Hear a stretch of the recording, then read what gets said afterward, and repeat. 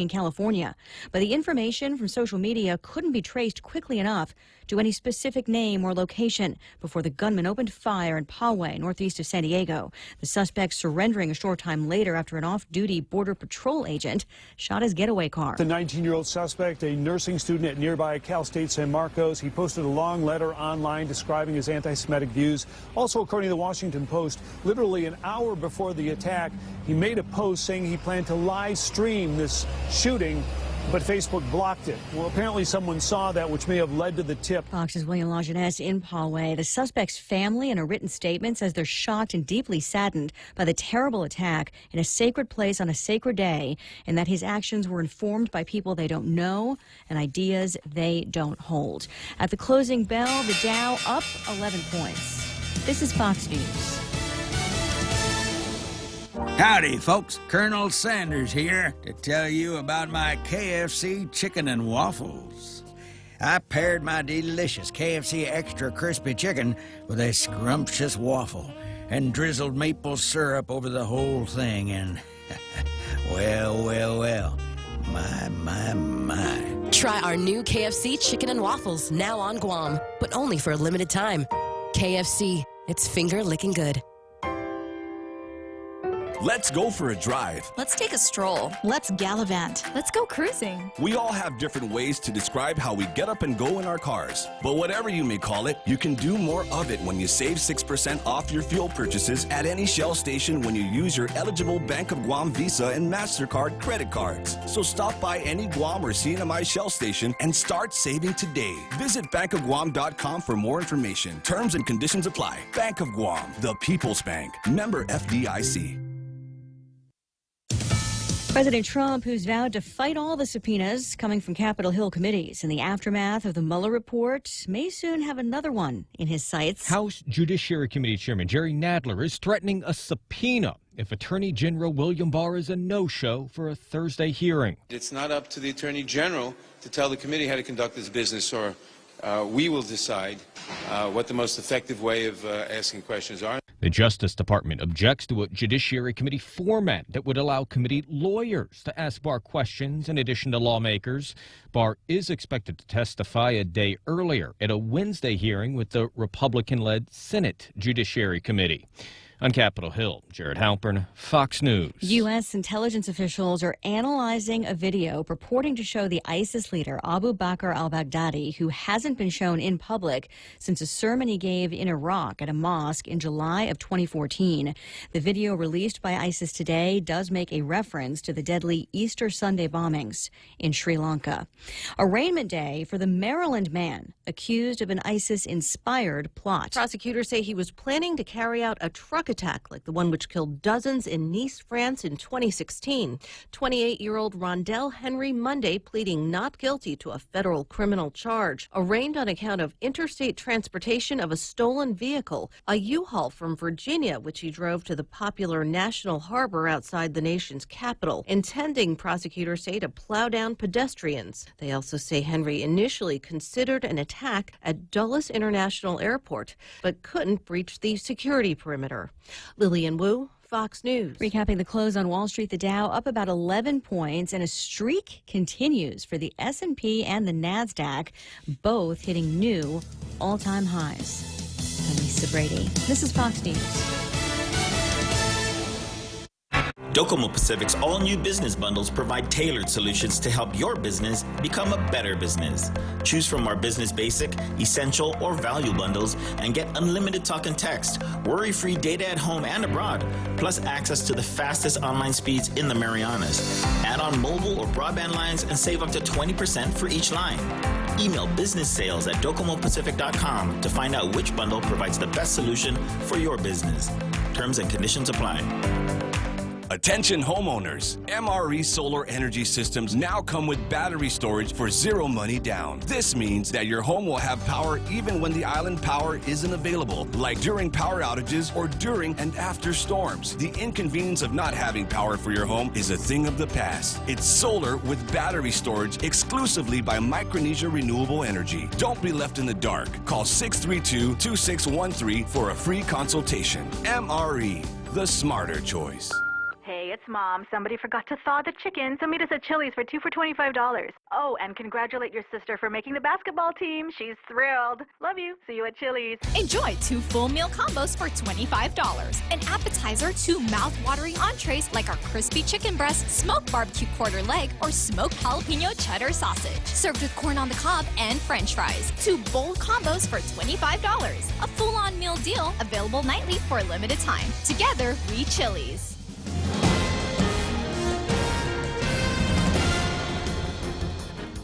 Half a day and good morning, Guam. News time here at The Point is 7 minutes past 6 a.m. this Tuesday morning. I'm Kevin Kerrigan. Here's a look now at some of the top stories from the Guam Daily Post. 17 employees at the Verona Resort have filed complaints at the Department of Labor saying they have not been paid. DOL Director David De La Sola confirming that the complaints were filed with the agency's Wage and Hour Division. He said the employees did not get their last paycheck from the Verona Resort. They contacted Verona and were told that there was a delay in a wire payment, but the checks will be issued to the employees by noon today, Tuesday. The Verona management did not return calls from the Post for comment yesterday. Earlier this month, GovGuam filed a lawsuit against Polaris Guam LLC, the owner of the Verona Resort, for failing to pay business taxes on time.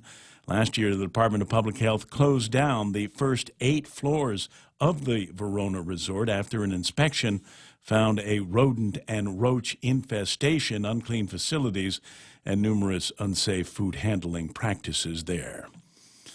Mayor's Council of Guam Executive Director Angel Sablan expressed frustration yesterday over what he referred to as round 3 of public hearing on the rules and regulations for the games of chance at the Liberation Carnival. First, there was the public hearing in March on Senator James Moylan's bill authorizing the mayors to establish the rules for the gambling games. After that was signed into law, there was an initial hearing on those rules, followed by revisions that ended up being codified into Senator Jose Terlahi's Bill 101, and that had a public hearing yesterday. At that hearing, Sablan said, "We're trying to make something work," but some vendors who were interested in sponsoring the games last month, he said, are not interested now because they don't see how they're going to be able to put up a facility in time for the start of the June 5th carnival.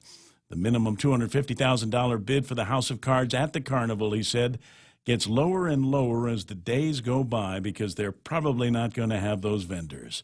Bids for the games of chance cannot be issued until the legislature passes the Rules and Regulations bill and the governor signs it into law. We'll have more news after this. Experience the Take Care difference. Take Care members can count on accessing a high-quality, credentialed network of on-island providers, including the convenient one-stop FHP Health Center and Urgent Care, access to an extensive off-island network of providers, and the island's largest offering of free fitness classes and health education programs. You can count on Take Care to deliver comprehensive, accredited insurance coverage and quality health care when and where you need it. Take Care. Our island, your health plan. Learn more at takecareasia.com. Security Title is honored to join in sponsoring Ray Gibson on The Point. Half a day. I'm Rita Tidegly of Manila, and this is where I start my day, listening to the voices of our community and sharing thoughts about issues that affect all of us. It all boils down to our people and our land. Ingatan ang iyong tahanan. Protect your home. When purchasing or refinancing your home, remember to call the professionals at Security Title, just like you call Ray Gibson in the morning. 10 minutes past 6 a.m. here at The Point. Testimony was heard yesterday on 3 bills that together would ease the penalty on criminal sexual conduct and allow a prosecutor to charge third-degree criminal sexual conduct as a misdemeanor for teens 16, 17, and 18 years old when they're in a relationship with a 14 or 15-year-old. However, that's provided that the age difference is less than 4 years, the sex was consensual, and no force or coercion was involved. Bills 50, 51, and 52 were introduced by Speaker Tina Muñoz-Barnes and co-sponsored by Senators Jose Terlahi, Amanda Shelton, and Regine Bisco-Lee. The measures were developed in consultation with the Attorney General's office and would give prosecutors the flexibility to charge a misdemeanor in appropriate cases where first-time offenders could avoid a felony conviction and wouldn't need to register on the sex offender list. Chief Prosecutor Basil O'Malley said the Attorney General's office is in full support of the bills. He said the problem now is that they have to charge teens in this age group with a felony, and they don't have the option to send them to the juvenile division where he said most of these cases belong. However, Associate UOG Professor Ron McNinch said he's concerned the law may send the wrong signal, and he questioned whether 14 and 15-year-olds are mature enough to give their consent to a sexual relationship. A car theft in Agana Heights on Saturday night led to at least one teen being taken into police custody, only to be accused of stealing from a local store a day later after he was released. Agana Heights Mayor Joseph McDonald said he's frustrated with the justice system on island. The mayor said he and his staff were about to wrap up the Agana Heights Coconut Fair Saturday night when he learned that a car that belonged to one of the attendees had been stolen. McDonald said he sent out a neighborhood watch alert. The car was spotted 3 hours later and recovered, but the teen who stole it and his friends jumped out and got away in a pickup truck. The next day, McDonald said that he learned that the teen who stole the car had been released, but was then picked up again after being accused of breaking into the K&S store in his village and stealing a box of sandwiches. McDonald said he'll bring the incident up at the next mayor's council meeting. He said something's got to be done. These kids will never learn if they are just released in a few hours, he said. For these stories and more, log on to postguam.com or pick up a copy of today's Guam Daily Post. Ray and Mike now with some weather. Gotcha. It says partly cloudy today, Kevin, with isolated light showers. Easterly winds up to about 20 miles an hour, decreasing 10 to 15 miles an hour after sunset. Highs 89 degrees and overnight lows near 77 degrees. Minor change from yesterday. It was 78 degrees. Today it's 77, so it's getting a little bit cooler, a little bit more of a chilling night air, eh? Yeah, 6:36 for sunset tonight. 6:36. Sunrise this morning was at 6 o'clock, and we'll take a look at the weather radar right now. And Mike will tell you whether there's anything out there on the weather radar that might have some kind of an impact on what we're doing here. Oddly, I cannot get the weather radar on. Yeah, then if you could, though, it would just show some widely isolated showers sliding on through. You might get a shower on the ride to work this morning. I can't promise it, but it could happen. If it does, just slow down a little bit because the roads will be slick.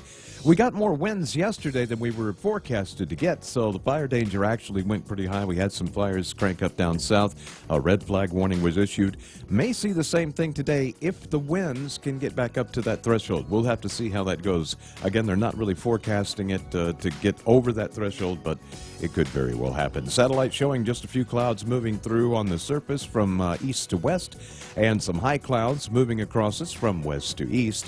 Actually, the GFS forecast model showing a bit of a tropical system spinning up out around Yap, and then it'll kind of cruise off to the north, and if it does, it could bring us a little bit of rain sometime next week.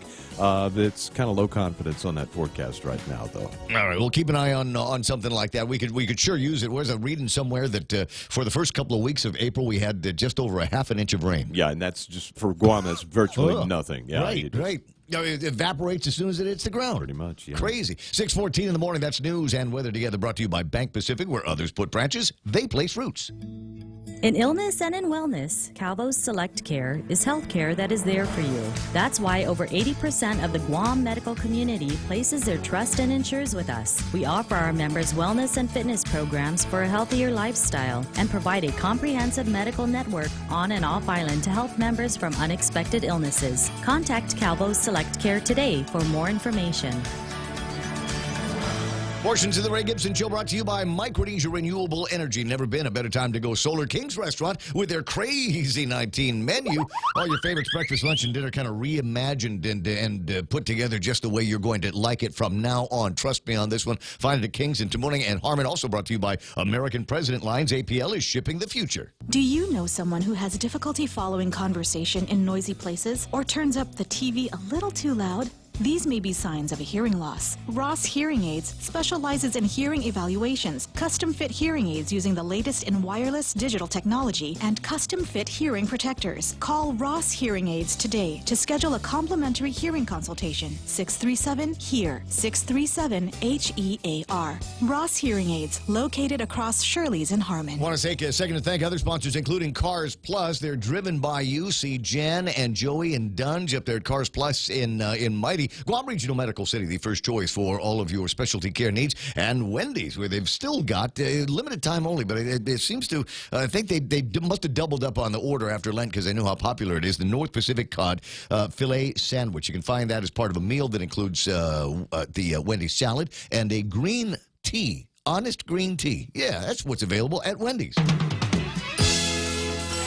The Ray Gibson Show. Morning talk that matters. Call now. 888-TALK. That's 888-8255.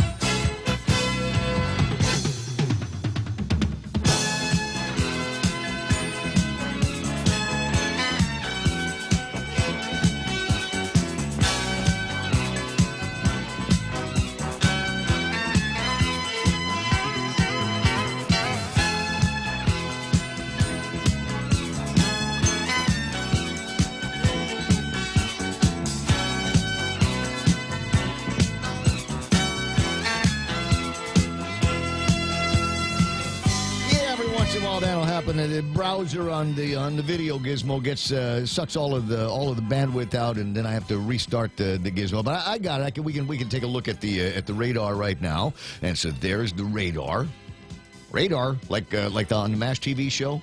So you can see the clouds moving through, and then in about an hour or so after the sun has been up and it gets hot, they're all going to disappear. They will all be gone, and we'll be stuck with these clear skies. Don't have a problem with clear skies when I'm trying to get grill marks, but when we start taking a look at the yard, the side of the roads, images that we're beginning to see a little bit more often than my preference is the hills of the south of Guam that have been just alight and very easy to alight these days. So be careful out there with anything that you're burning. If you're going to burn trash, burn it inside.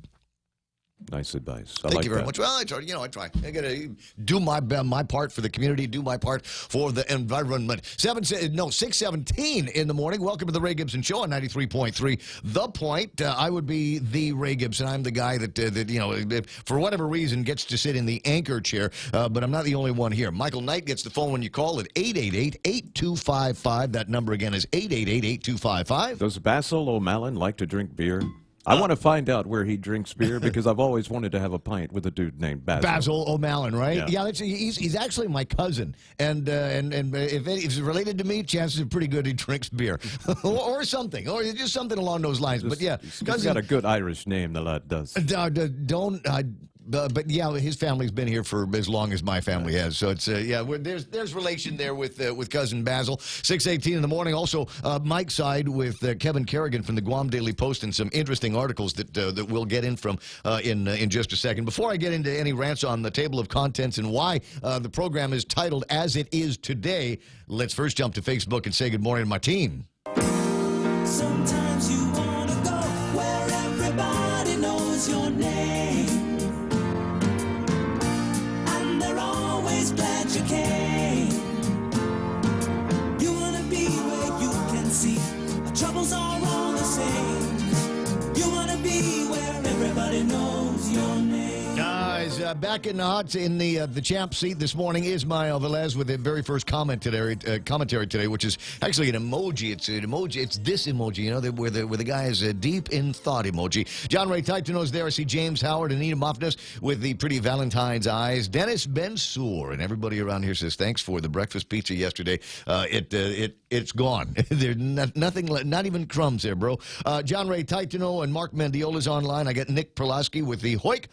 Al Bautista, Nate Horn, Jody Nelson is lurking as well. I got Joe Blas says good morning and half a day, Ray, crew, and Guam. Alfred Cabo with a line that will ring familiar for those of you that saw GOT yesterday. Not today. Yeah. And that's all I'm going to say about that. Because today's theme is Game of Thrones, and it should be Endgame, but I misspelled it. I was in a hurry this morning, so it's Edna Game. Spoiler-free zone. We're not going to be doing any spoilers for Game of Thrones or Endgame. I promise. I'm not even going to accidentally slip anything in. I just want you to know that for those of you that have not watched the Game of Thrones and the beyond epic battle scene. That's what I heard. I kept seeing Facebook posts about, wow, it may be the best best Game of Thrones episode ever. Right. Well, remember, we're not done. And so, sure, you could have ended it where it ended yesterday, and I think everybody would have walked away and said, man, thank you for the 8 seasons. That was really, really wonderful. Midget love and all of that. But you would have been happy there. But there's more work for our intrepid friends up in Winterfell to take care of. And so there we go. Ismail lamenting that there's no earthquake news today. I don't know what that is in reference to. Did we have a little shaker overnight? It's hard for me to tell because I'm either on the road or even if I'm like here in the studio. If there's an earthquake, I almost would never, ever know. As people that watch Facebook Live know, I cannot keep still. I don't have the keep still gene on me. When I was doing a weekly television show once upon a time, and it was a good question. And it was interview program and things like that. And my producer and the cameraman kept telling me, Ray, you need to keep still. And I said, no, you need to be a better cameraman and producer because I cannot keep still. You're going to have to figure out a way to follow me through the program. Anyway, Lynn Vinsbora, Polino is there. So do you have anything? There's been no earthquake anywhere news? Near us in the past 24 hours. He's so just I'm not sure feeling things. Maybe that's what that is. James Howard's there, McKinnon, and who else is playing around here? Tim Lahan, Shar Marchessault is online. Cheryl Ochai, Vivian Cunningham. You take care of my generator there, Viv. I'll come and pick it up one of these days. Mo Cotton says, I'm on. Okay, good. We can start. We can hit the beginning of the show. I got Rico Blancaflor, Linda Gabriel. And she shared the link. That reminds me every once in a while I should ask you to do this. Depending on how you're watching Facebook Live this morning, there is a button that says share on it. If you could do me a favor and click on that button and just let your family, friends, whatever know that this is the way that you are starting your day. And even send it to people you don't like. Share it with people you don't like. And then we can get some really, really cool debates back and forth on the Facebook Live side chat that goes on. You said it's a share button. Will it turn back time? No, wrong share. Not C-H-E-R-S. No, this is bad. S-H-A-R-E. Not okay. I see what you're saying, though. Pam Duvall is there this morning. Rico Blancaflor says, good morning, Ray, Kevin, Michael, and Guam. I enjoyed the GOT big battle more than Endgames. Heather Perez, good morning. Bob and Connie Bartonico. I got Doris Mendiola. Yoich Rengil. Pete Guerrero is hanging out with us this morning. So is Patty with an I, Santiago. Oh, ngil tutao to you, my friend. Melissa Salas Akimoto, John San Nicolas, Adonis Mendiola, Rick Leone, Vicky Ganashis Borja is online. I see Joe Ed Cruz. Says, good morning, Ray. Ray, we don't burn trash inside. We only burn the good stuff. Ryan Hawaiian is on. Austin Baird, Richard Leon, Randy Kruger. Yeah, it was a great GOT yesterday. Yesterday was distracting with earthquake news. Did we do earthquake news yesterday, Kevin? Kevin doesn't know either. I know we didn't. Yeah, okay. No, we did not actually do any earthquake news. I'll figure it out, Ismail. Margaret Bloss says, hello, Ray, and Hafaday, Linda Gabriel, and Linda Paulino. Good to have all the conversations and the back and forth. Plenty more people that are online, just and plenty that I cannot see one way or the other. There's lots of people that watch this, not just on Facebook Live, but we've got a link. We send the feed to YouTube Live as well. And if you want to go there without the distraction of, because trust me, it's distracting and disruptive to me as well. When I'm looking at you right now, but every once in a while I'll look at the vid screen on Facebook and see a comment from somebody, and it doesn't matter what I'm talking. What I might be riffing on something important, Governor, 100 days, legislature, carnival. Or I look down over at the thing, and hey, there's Margaret Bloss. How you doing, Margaret? Da, da, da, da. It's one of those kinds. If you want to watch the show without the distractions, go to YouTube Live. And it's just, you can chat with each other out there, but I don't know outside. I think it's just James Howard that was lurking on it yesterday. I think he rebroadcast his feed here.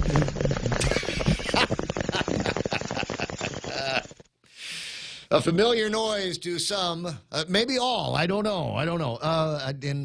You might hear just a little bit in the nasal cavity here this morning. I don't know what it is. I woke up this morning with a couple more aches and pains and a little bit of head congestion. Took a Dayquil, and maybe that's one of the other reasons why I'm so amped up here this morning. That's because I cleaned your mic yesterday. Is it? I wiped it with Lysol, and so now you got sick. That has to be the way that works. You need your germs. Not entirely sure. You treasure your germs. What happened happened there, but I don't know. I generally don't get real sick, and when I do, I'll still come to work with boogers, and people just have to follow me around with Lysol and baby wipes and that kind of thing. So anyway, 6:25 in the morning, 888-825-5888-TALK, and on the table of contents this morning is there's something that was railing about yesterday, and I might do it again because we've got another story. I was reading to you yesterday.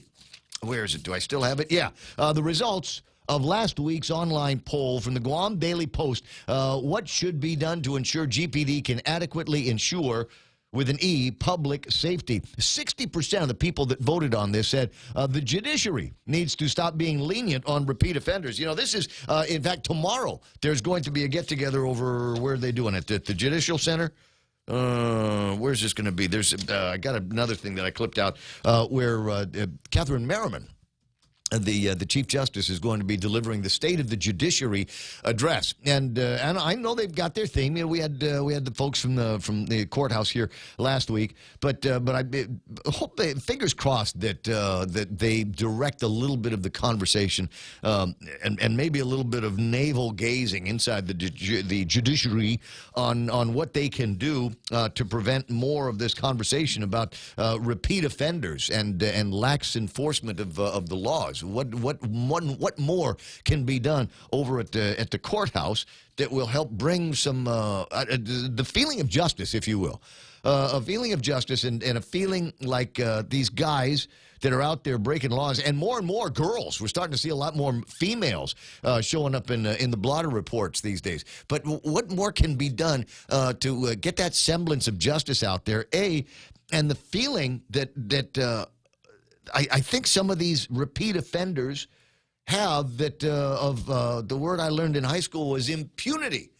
Like they are entitled to be able to walk around in the streets in the middle of the day, middle of the night, aimlessly looking for somebody to rob, looking for something to break into. You know, caning would cure that problem.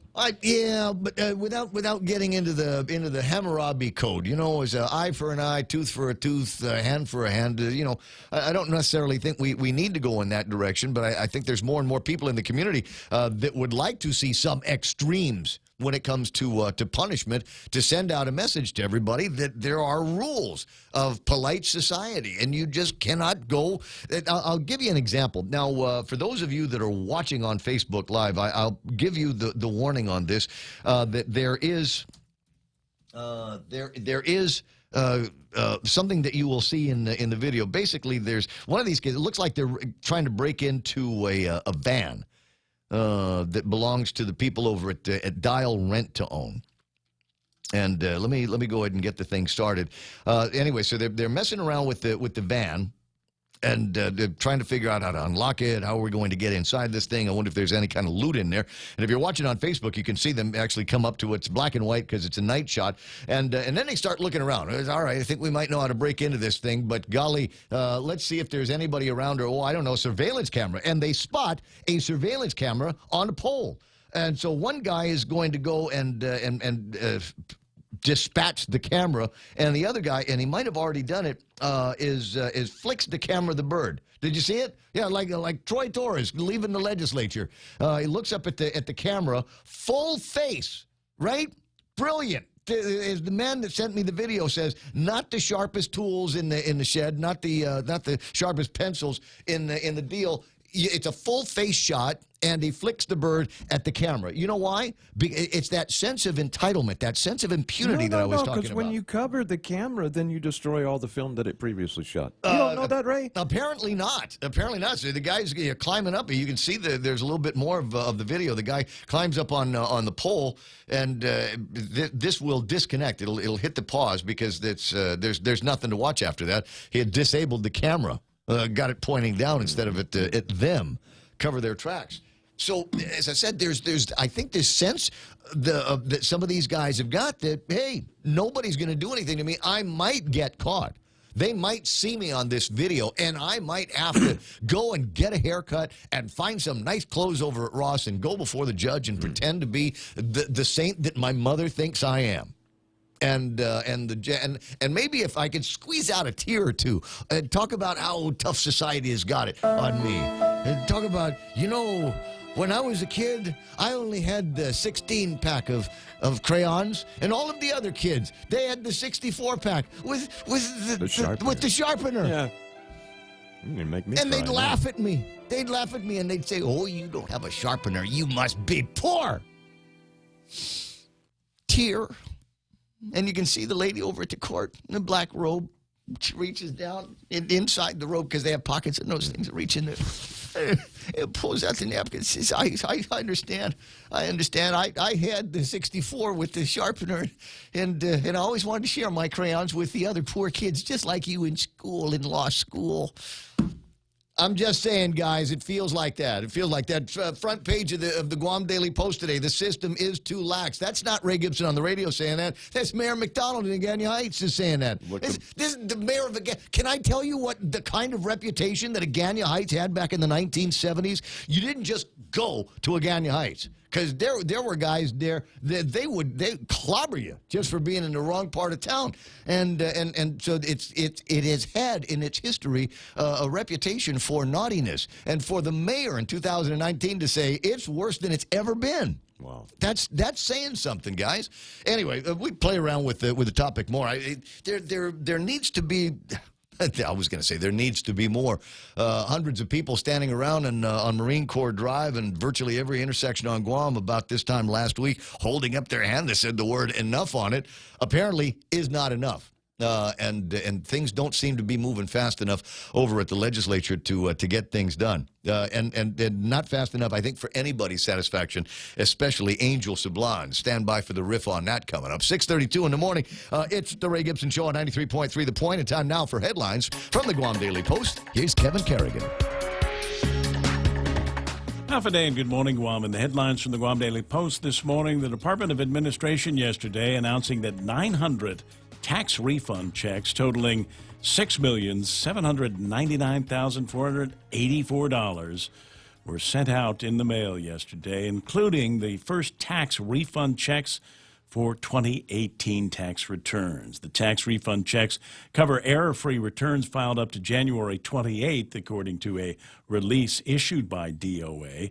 Department of Rev and Tax, however, only began accepting 2018 income tax returns on January 28th. But DOA Director Edward Byrne did confirm that some 2018 tax refunds were included in yesterday's mailing. Some of the tax refund checks issued yesterday reflect deductions that have been garnished to repay taxpayer debts owed to GovGuam. Guam conservation officers confiscated several pieces of a product labeled Ray Skate Wing from California Mart's frozen food section yesterday afternoon. Under Guam law, it is illegal to possess or sell any part of a Ray.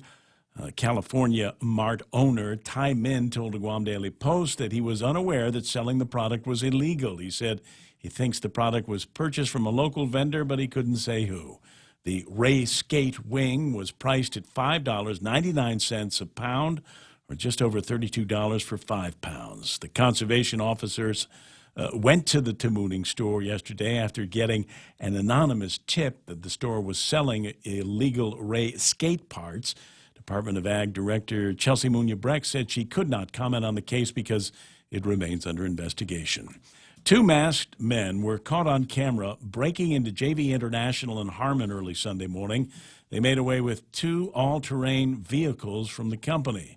JV International safety manager Tommy Pearson told the Guam Daily Post the suspects broke the lock about 4 a.m. Sunday, and the theft was over within minutes.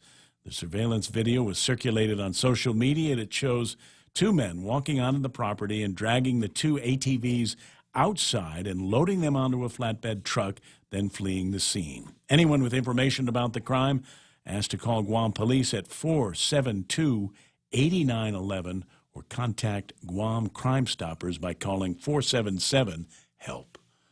For these stories and more, log on to postguam.com or pick up a copy of today's Guam Daily Post. I heard the story, and all of a sudden I'm worried I missed a part of the story on tax refunds. So are they from 2018? No, most of them are probably for 2017 returns, the continuing payment. Yeah. Because Rev and Tax only started accepting, and it's on their website. They only began accepting 2018 returns on the 28th. But the release from DOA says it's returns filed up to January 28th. So they must have done a pretty quick turnaround. Some overlap then. Yeah. Okay, so... But Ed Byrne confirms that that some 2018 income tax refunds were sent out yesterday. How many, we don't know yet. Okay, so of the 900, there's no knowing how many of them were 2018 returns from the status. But in all file. likelihood, most of them were still 2017. 2017, right. Okay, so I see. So and no indication on when they expect the next batch to go out of maybe January 29th? They've stepped up the pace recently.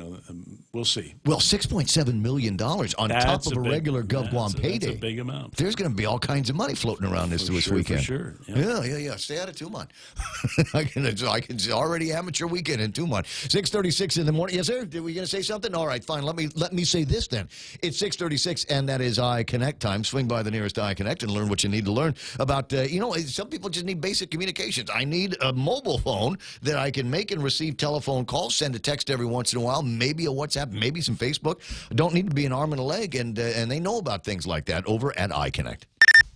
Family Finance has been serving the people of Guam since 1959, and they'll continue to be there for you in the years to come. Whether you're looking to get a personal loan for that summer vacation or paying off those long overdue bills, Family Finance has got you covered. Apply for a personal loan from $1,000 up to $3,600 by calling Family Finance in Agutya at 475-4545, Upper Tumon at 647-5626, or in Dededo 633-4473. Family Finance, serving the people of Guam since 1959. Traffic gizmo time. There's not going to be any traffic. I don't even know why I'm turning on the traffic gizmo right now, because I guarantee there's not going to be any traffic at 6:37 in the morning. Because everybody, wait a second, hold it, found it. I found some.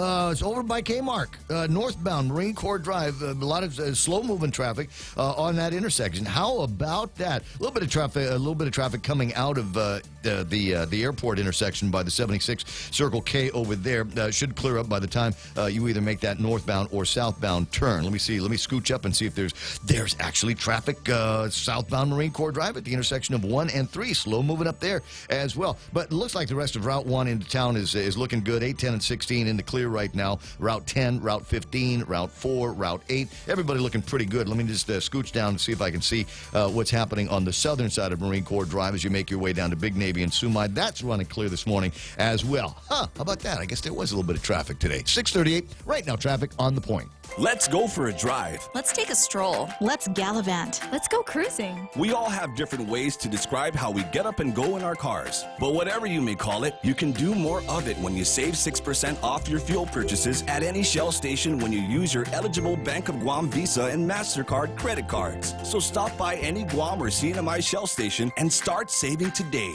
Visit bankofguam.com for more information. Terms and conditions apply. Bank of Guam, the People's Bank. Member FDIC. Bringing you closer to the action. Any speaker, anytime. Watch and listen live on thepoint.gu.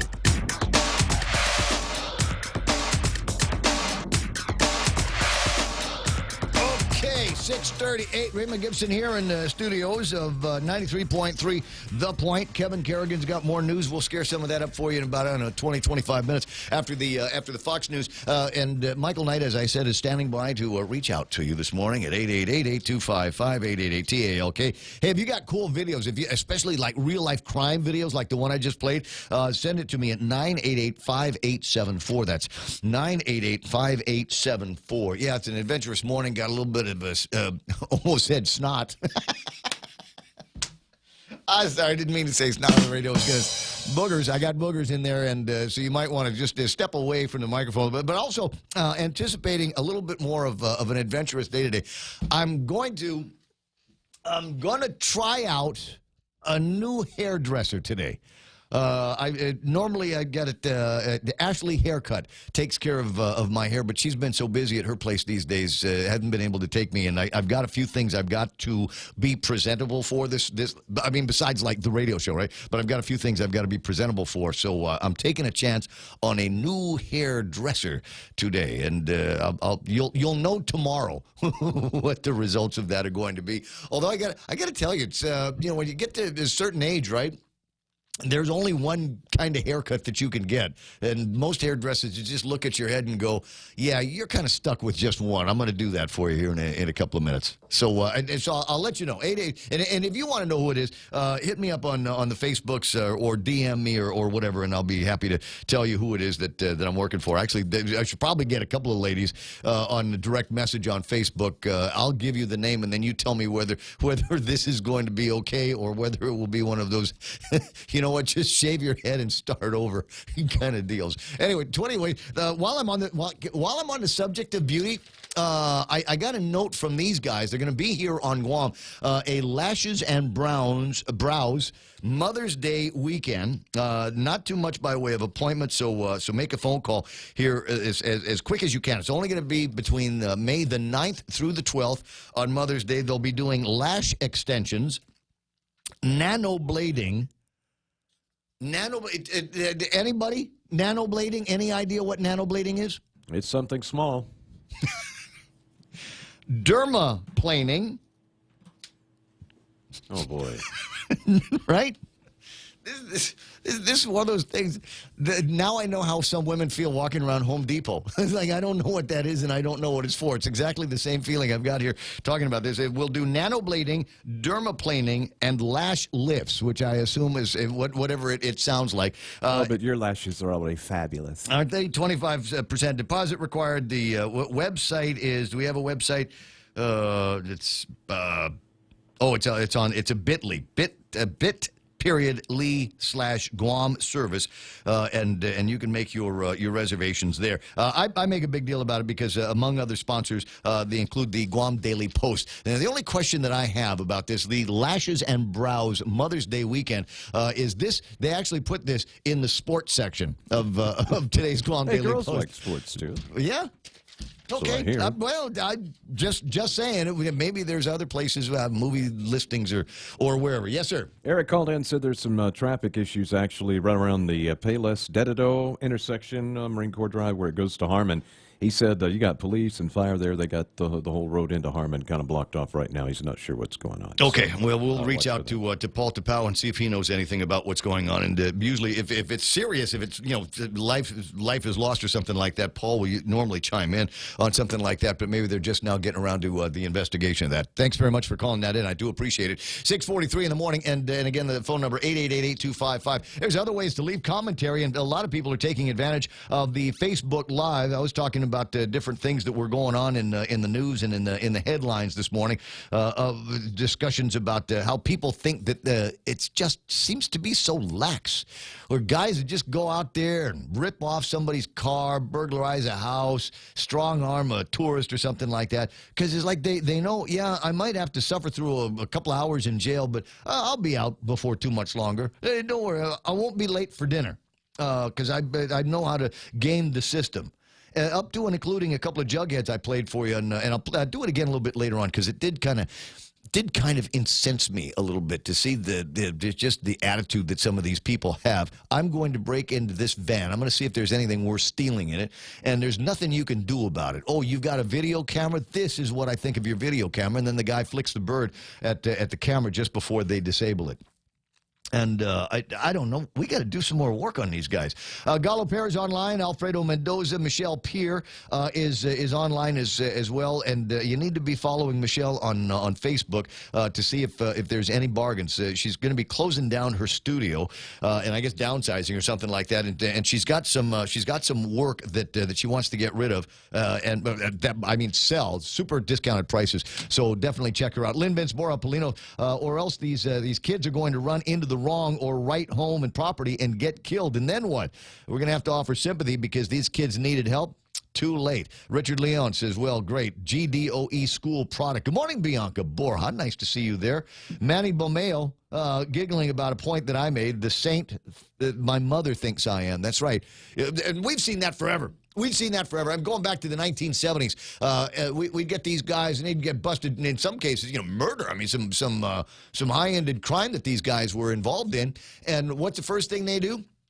And you go remember in the 70s radical days, you get these guys get the long hair and hang ten shirt, and they got these little black O-ring bracelets and big chukka boots. And out in the streets, they looked really tough. But when it was time for them to go before the judge, it was the first thing their lawyer used to have them do is, we're going to go to Diana's and get you some nice clothes, very non-threatening clothes with the button up over here, and we're going to go to Little Tommy's, and we're going to get you the, not a crew cut, but, just a regular, just a buzz cut. And make you all presentable and like I said, make you look like the saint your mother thinks you are. That's what we're going to be doing.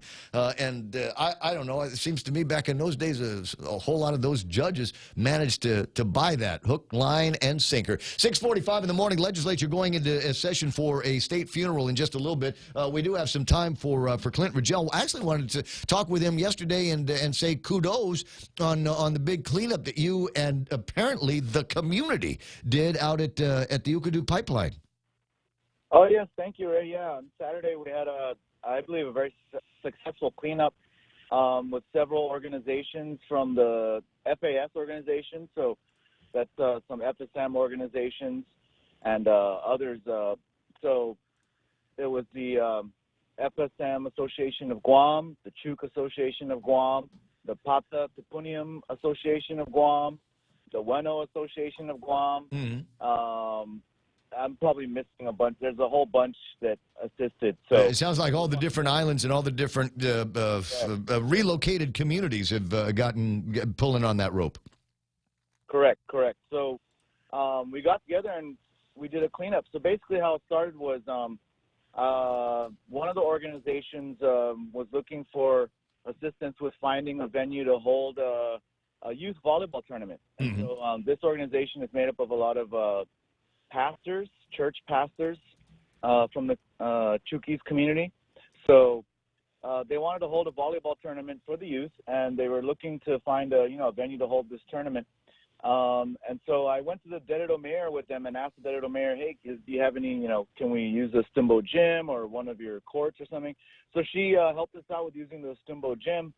So, I said, thank you. To show our appreciation, we'll pick an area in your village and we'll clean it. And I told her, cool. Pick a hard one. So she picked pick a hard one. So she picked the Ukadu pipeline. Seriously, because people were asking me, why'd you guys do the Ukadu pipeline? That's a really hard area to clean because it was very. Well, I've got video. I'm having a hard time getting. Somebody sent me video of it yesterday, and I played it a bunch of times under the newscast. It's not coming up right now, but it was amazing. The stuff, refrigerators and couches, along with the rest of the kind of household trash that people were dumping out there, and a bunch of abandoned cars. Were you able to get rid of the abandoned vehicles? No, because we didn't have any of the equipment to move the abandoned vehicles there. The mayor's office is going to have to figure that one out. And I believe the mayor's office is also going to go back there with, they're going to need a dump truck to load all the trash that we bagged. So we were mostly focused on bagging trash. We didn't just bag trash. We even separated out bottles and plastic bottles, glass bottles, and aluminum cans. So we separated out as much of those as we could. I think we got most of them. Good. But there was just all sorts of trash there, Ray. Like, you name it. Like, pick a thing, and it was there. Computer monitors. Computer monitors were there. In fact, actually what it was is one of my buddies said he found that compact, like they don't even make them anymore. Laptops or whatever it is. You know what I'm talking about, right? Compact, yeah, sure. The old portables. I used to have one of the K-Pros was the one that we were using years and years ago when they first started with the computer revolution, and it was portable in that you could lift it. It was heavy like you wouldn't believe, and about a 5-inch green CRT on the inside of it. But yeah, old technology nobody knows what to do anything with, so they go find a convenient place out in the boondocks to dump it. Well, I'm glad that you guys got that cleaned up to the degree that you were able to. What do you suppose needs to be done to prevent it getting trashed again? There's all sorts of different suggestions that have been made. So I'm not sure exactly what the answer is. I'm looking into it myself. I'm trying to figure out what exactly is the solution to the dumping problem. So it is a hard one, but some of the ideas that have been thrown out are, putting cameras there. So we're even thinking about trying to figure out a way, how do we get a camera system put up there somewhere and then along with signs that warn everyone you're under surveillance, But of course, you got to make sure the cameras are secured because people try to steal the cameras and people try to break the cameras. So, Yeah, there's that. I was playing a video of a couple of guys trying to break into a Dial rent-to-own van, and they saw that they were on. There was a video camera in the area, and so they disabled it by having it point straight down at the ground. But before they did that, one of them took an opportunity to do the one finger salute. Yeah, I saw that video. Yeah, it's just that's exactly that. People. I heard that there were cameras that were placed near some dumping area that was near some CLTC property, is what the vice mayor was telling me, and that they had cameras there one time, and then those cameras got stolen. So that's another problem too. I'm still. Did anybody put up a sign that said no dumping? Have we tried that? I heard that worked at one spot. So one of the members of one of the organizations that was helping us out on Saturday, one of the members of the organization told me that he lives near the Beneventi Middle School, and there's some road there that there used to be a lot of dumping, and he used to walk the road and pick up trash himself, every now and then on the weekends, etc. And he said they would just keep dumping it. He would try to clean it up, and they would keep dumping there. And he said until signs were put up that said no dumping and under surveillance. And then he actually told me that, maybe I shouldn't say this, but he said there's actually no cameras there, just a sign that says there are. And people stopped dumping because they saw the sign saying there's cameras. Sometimes it's as simple as that, Clint. Just whatever it is, maybe just try out the obvious and see if there's any way that you might be able to affect some kind of change. Is this a one-off, or you think you might be able to get that particular part of the community more engaged in cleanups around the villages, and maybe a few more of these what do they call them, the trash challenges? Oh, yeah, absolutely. No, this is just the first one. This was just the start. This is part of my ongoing effort to work with the FAS community and start getting the FAS community more engaged in doing positive things in the community, and working with the greater community of Guam as a whole to show that, there are a lot of FAS citizens who are hardworking and contribute and give back to the community, and they care about the island, like all the people that showed up. And we had close to maybe 70 volunteers that showed up on set, 60 to 70, I would estimate. I was looking at the numbers of people on that video, and there was a crowd. I mean, it was you could feel a big crowd in the area. And last thing before I let you go, do you know what nanoblading or dermaplaning is? No, but it sounds like some kind of beauty regimen. Yeah, it is. Check with your wife. She's a beautiful lady. I'm sure she knows exactly what this is, and an opportunity for you to spend $525 on the Mother's Day bundle there, Clint. Oh, no. I'll bounce a picture to you. Hey, listen, I know you guys got session here in just a little bit, so good luck with that. Any thoughts on how you might be siding on this on the carnival rules and regulations? I could think Andy Sablan's starting to get Angel Sablan starting to get a little ticked off about the delays. Yeah. Well, right now I support it. I think they've been working on the rules and regulations. I think there's a few more things that are going to be added to the rules and regs. I think some of my colleagues might have some amendments also to add to the rules and regs that could strengthen them. So far, I think they're doing a good thing with the rules and regulations, and yeah, I'd like to see them do it successfully. And do you suppose? I mean, if somebody straddling the age between 15 and 17, 18 years old shows up at the Colors game, do you really think we ought to check their ID? Do you really think that's got to be 18 plus to play like the color game, Beto, and things like that? Personally, the color game and stuff, I don't know. I mean, what was it before? So my recommendation when I was talking to Senator Jimmy when they first started talking about this was just repeal the old law.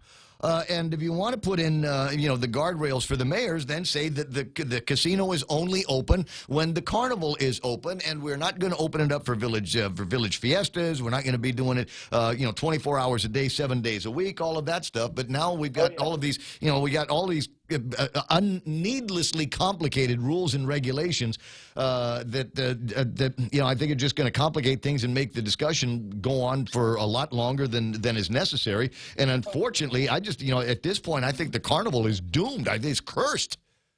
I know. I think we can figure it out. I think we're gonna figure it out and get them something passed so they can start working on the carnival. Okay. Because I know they want to make it it's the 75th anniversary, so they really want to make a big event out of it because it's the 75th anniversary. I think we'll get it done. I'm pretty confident we'll get it done.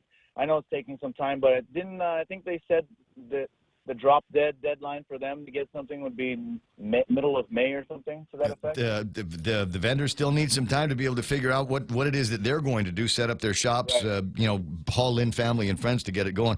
Hey, dude, I got to let you run. I got to take care of a traffic report here. If you're coming in from Dededo, it's going to get ugly. I'll tell you why in a second. Senator Clint Rigel, working at the 35th Guam Legislature and working over the weekend to clean up the Ukadu pipeline. As he says, it's another opportunity, and there will be more. That will allow the FAS FSM community to line up a little bit more with the greater community, as he refers to it. All right, getting into and out of Dededo is going to be a chore in between Waiseng Song, and it looks like this thing goes all the way over to Salisbury Street in the intersection over by Payless. Apparently, there is a down line in the area. Docomo's there, GPD is there, and everybody working to try to get that line lifted up so that the cars can go through. But I am seeing ugly southbound traffic from about Waiseng Song. In fact, just before you get, wow, this thing looks like it's stretching all the way back to Prestige, right? So around Prestige, it's going to start slowing down. It will get unbearable as you get closer and closer to Saint Batbata and then down into the Payless and Paradise Fitness area. Once you get past that, you should be okay, unless you're going on Route 27. Over by the soccer field and the swimming pool that they've got out there. If you're headed down there, northbound traffic is heavy. Southbound traffic is heavy as well. Just before you get to Cost You Less in the Dededo Sports Complex area. I mean, it's already starting to look like drive time out there, and it's barely 7 o'clock. 6:57, as a matter of fact, is the time that we've got. Got a note here from my buddy, says, yeah, heavy traffic all over Dededo area now due to that power line that fell on the road. I don't have it confirmed that it is power line. We just know it's a down line. But the assumption is when you see a black wire that's on the pole and it's on the ground, you got part of it's on the pole and the other part's on the ground, presume that it is live and charged with a gillion volts of electricity that will kill you if you get within inches of it. Yeah, that's the safest assumption. That's the way I would go ahead and do that. So a little bit of the conversation with Clint on what they're doing over at the legislature with the rules and regulations that have come out. Angel Sablan, you can tell he's starting to get a little bit frustrated with the nature of the conversation and the nature of the delays. He said, where there might have been more than one or two companies that would be interested in the games of chance, the House of Cards, and things like that, they're drying up because obviously there are things that they need to put into place in order to make it a successful carnival venture for them. Plus, you also got to come up with the money to pay for all of the things that you're going to be doing over at the carnival. A couple of interesting clippings in the news I'll share with you in the next hour of the program as I continue the rant that we've got going on here. And again, based on today's headlines, the system is too lax. We've got a mayor in a central village that is saying he's got problems. You get one guy that's busted for doing some joyriding, and he goes into the system and gets a slap on the wrist, comes back out, and then goes back and starts thieving again. It's this attitude, like I said, it's not even impunity anymore. I think it's almost entitlement. Hey, look at me. I know how to steal, and if I somehow get caught stealing, all I got to do is say the right things, whisper the right words, and then pow, I'm back out on the streets to do even more thieving. Got to do something about that. There is a revolving door that needs to be taken out completely. 7 o'clock in the morning, the radio station is KUSG Hagåtña. Stand by. Fox News Live is coming up on the other side of that. Kevin Kerrigan from the Guam Daily Post with a look at all of the big stories. Once again, if you're just hitting the road right now, if you're up in the Dededo area, it's going to hit back. Got a down line somewhere. Cops are on the scene, and utilities are on the scene, and watch out for that. Speaking of utilities, Casimiro Street in Mongmong, no water till 4. It's an emergency outage. I'll see if I get an update on that before it gets to be too late in the program. 6:59 and change. This is The Point. He was plotting mass murder as revenge. I'm Lisa Brady, Fox News. That's the allegation laid out by federal prosecutors moments ago in a newly revealed California terror case. Fox's Gernal Scott has this live. Lisa, authorities say Mark Stephen Domingo planned to detonate an improvised explosive device at a Long Beach rally to seek vengeance for acts against Muslims. U.S. Attorney Nick Hanna says Domingo sought to do as much damage as possible, buying 3-inch nails as part of his plan. To be used in IEDs as shrapnel, specifically because the nails were long enough to penetrate the human body and puncture internal organs. Undercover agents detailed Domingo's desire to attack cops, churches, and military bases as well. If convicted of supporting terrorism, he would face 15 years in prison, Lisa. Gernal, the family of the accused gunman who killed 1 worshiper and wounded 3 at a California synagogue over the weekend says they do not share his ideas, also expressing shock and deep sadness for the attack.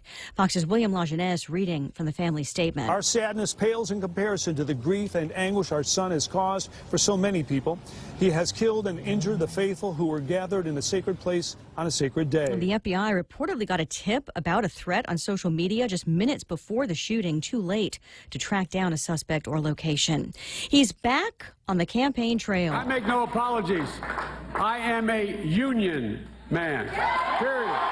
Former Vice President Joe Biden holding the first rally of his 3rd run for president at a Union Hall in Pittsburgh. If I'm going to be able to beat Donald Trump in 2020, it's going to happen here. It's going to happen here in Western Pennsylvania. He says the middle class is hurting and that he has a plan to rebuild it, including a $15 minimum wage. Biden winning the first major union endorsement of the campaign from the International Association of Firefighters, prompting criticism from the president. This is Fox News. This is Ronnie. Ronnie is about to break his piggy bank. Come on, piggy bank. Ronnie wants to upgrade his smartphone. And this piggy's gonna help me. If Ronnie had signed up for GTA's handset payment option, he could have selected a new smartphone with an affordable monthly plan. I could have what? Exactly. Sign up for HBO at GTA and don't break the bank. I'm sorry, piggy bank. Terms and conditions apply. Visit GTA.net for more information. GTA. So what's the deal? Are you still paying for the right to have your checking account at your bank? Well, at Bank Pacific, we think it's our privilege, not our right. That's why we offer My Green Free Checking, where your monthly maintenance checking fees are zero. That's zero. And it comes with a free Visa check card and monthly green e-statements. My Green Free Checking. Bank Pacific today. Because having you as our customer, that's our privilege. Bank Pacific, where others put branches, we place roots. Equal housing lender, member FDIC. Viva Bank Pacific. The leader of ISIS, Abu Bakr al-Baghdadi, resurfacing in what the terror group claims is a new video released today. Baghdadi has not been seen since 2014, when he proclaimed from Mosul the creation of a caliphate across parts of Syria and Iraq. In this new footage, he acknowledges defeat at Balhoz, the group's last stronghold in the region. It's not clear when the video was recorded, but ISIS say it was shot in April. Fox's Benjamin Hall. U.S. intelligence analysts are reviewing that video to check its authenticity. Computer glitches for some airlines coast to coast today blamed on a software issue involving Sabre. The same vendor blamed for another recent outage. The company apologizing for the inconvenience and thanking passengers for their patience. This latest issue appears to be largely resolved at this hour. A famous TV personality is hospitalized. Larry King is recuperating following a health scare last Thursday. King was scheduled to go into the hospital for an angioplasty because he was having difficulty breathing. However, prior to his hospitalization, the 85-year-old experienced angina, a type of chest pain caused by reduced blood flow to the heart. So he went to the hospital early, where doctors performed an angioplasty and inserted stents to reopen the previous bypass from 1987. King has a history of heart problems and has suffered 2 previous heart attacks. His doctors expect him to make a full recovery. Michelle Polino, Fox News. Groundbreaking director John Singleton has died. A statement from his family is confirming it, saying that he changed the game and opened doors in Hollywood, a world that was just a few miles away from the neighborhood he grew up in South Central L.A. John Singleton, again, a groundbreaking director, known, perhaps best known for Boys in the Hood, has died. His family just confirming that in a statement. I'm Lisa Brady. This is Fox News. KFC has finally answered the world's most important question. What came first, the chicken or the egg? And the answer is both. Introducing KFC's KFC AM, their new Southern and local-inspired breakfast. AM-loaded platter with chicken fried rice, waffles, and Colonel's chicken congee. KFC also has your all-time favorites, AM chicken and egg wraps, Southern biscuit and sausage sandwich, and hash browns. So for finger-licking good mornings, AM will never be the same at KFC. KFC, it's finger-licking good. Security Title is honored to join in sponsoring Ray Gibson on The Point. Half a day. I'm Mark Benventi of Santa Rita, and this is where I start my day, listening to the voice of our community and sharing thoughts and issues that affect us all. It all boils down to our people, our land. Protei Igumamo. Protect your home. When purchasing or refinancing your home, remember to call the professionals at Security Title, just like you call Ray Gibson in the morning. GRMC's cardiology department treats most complex heart problems. In our catheterization lab, cardiologists use imaging equipment to treat clogged arteries that can cause heart attacks or heart failure. We perform balloon angioplasty, stenting, and other life-saving cardiac procedures. If you suffer from a heart condition, have your provider refer you to GRMC's cardiology clinic at 645-5500. GRMC, where patients are partners.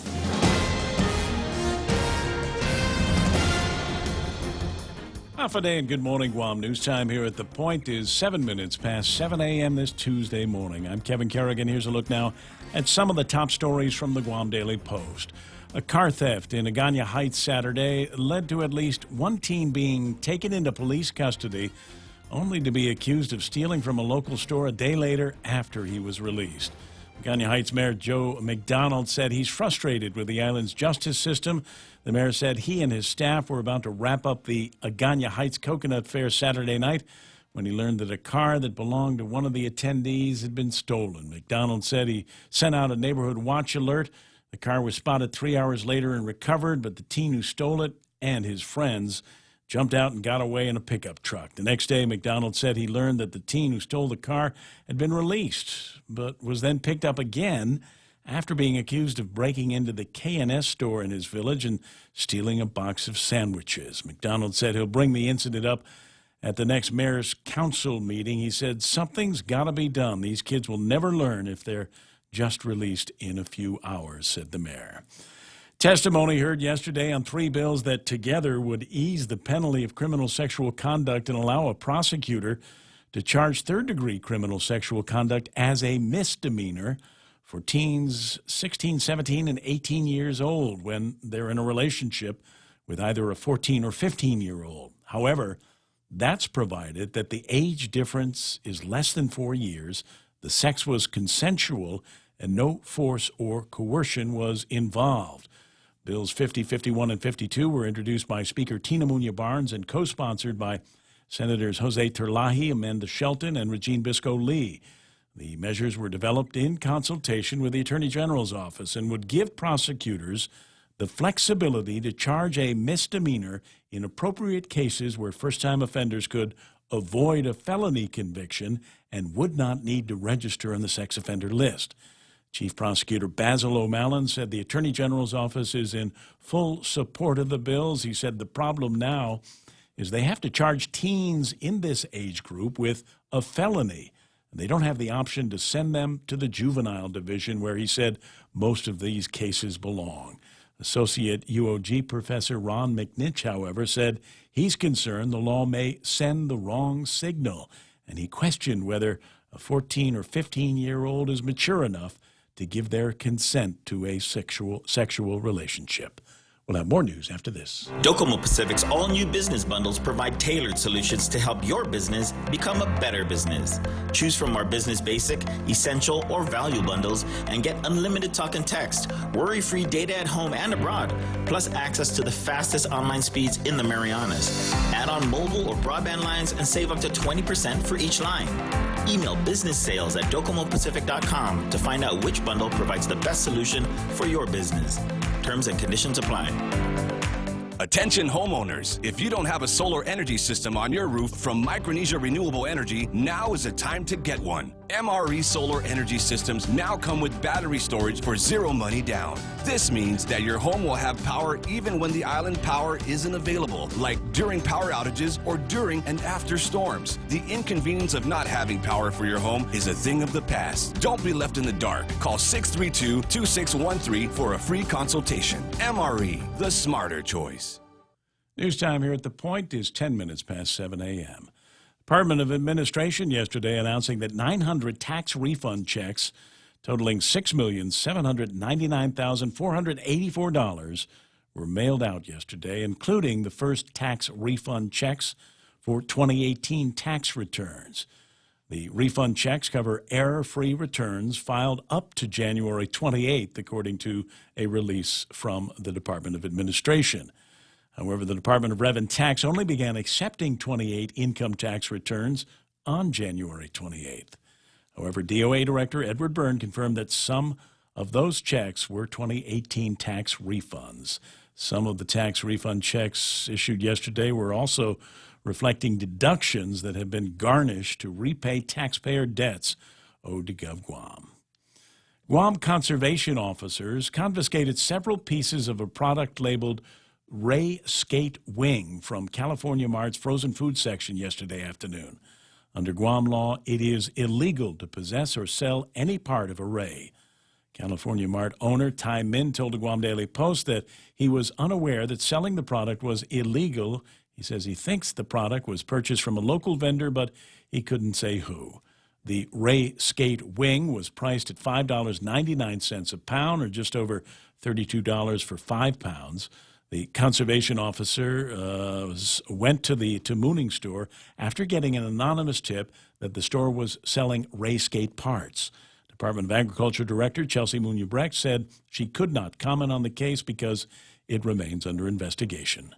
For these stories and more, log on to postguam.com or pick up a copy of today's Guam Daily Post. Ray and Mike now take a look at weather. Simple stuff today. Partly cloudy skies, isolated light showers, easterly winds to about 20 miles an hour. During the day, at night, they'll decrease to about 15 miles an hour. Highs 89 degrees, overnight lows 77 degrees. We'll watch the sunset. It was a groovy one last night. You can always tell when it's a nice sunset because about 2 minutes after it goes down for good, all of a sudden Facebook is nothing but sunsets. Yeah, it gets better. It was a whole bunch of people that were doing. I watched them do that last night from the comfort of my Game of Thrones. What have I got here? So that's when the sunset is. Sunrise tomorrow morning might even be before 6 o'clock in the morning. It's earlier and earlier every day. Got an opportunity to take a look at the radar imagery and see if there's anything out there that Mike can tell us all about. Go ahead. Yeah, but before I do that, the Ray Skate Wing. I thought that was your patented skateboard move from back in the 70s. It was. It's a combination of the double daffy and the doofus. Okay. If you recall. Yeah, I want to get clarity on it. No. But wait, crazy story.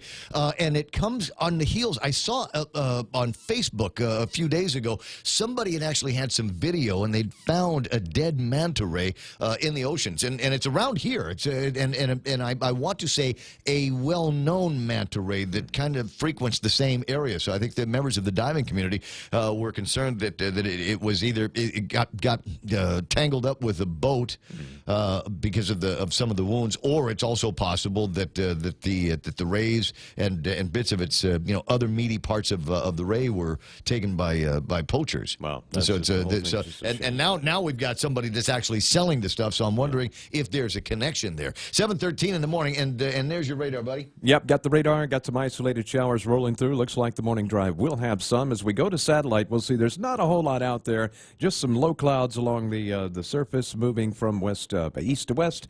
High clouds moving from west to east. Do have some blobbage way down to the southwest that long-range models are showing may spin up into something around Yap. Could bring us a chance of rain sometime next week, but right now that's still kind of off in the future, so we'll just kind of keep an eye on things. Lots of blobbage down there along the intertropical convergence zone. Things starting to really heat up now as the wintry weather stays well away. The wintry weather now staying up around 30 degrees north latitude. It will continue to retreat northward. So, yeah, we're all done with spring here and settling in for summer, getting ready for the heat to warm up those oceans. Oh, yeah. Lucky us. Okay, 7:14 in the morning. That's news and weather together here on The Point.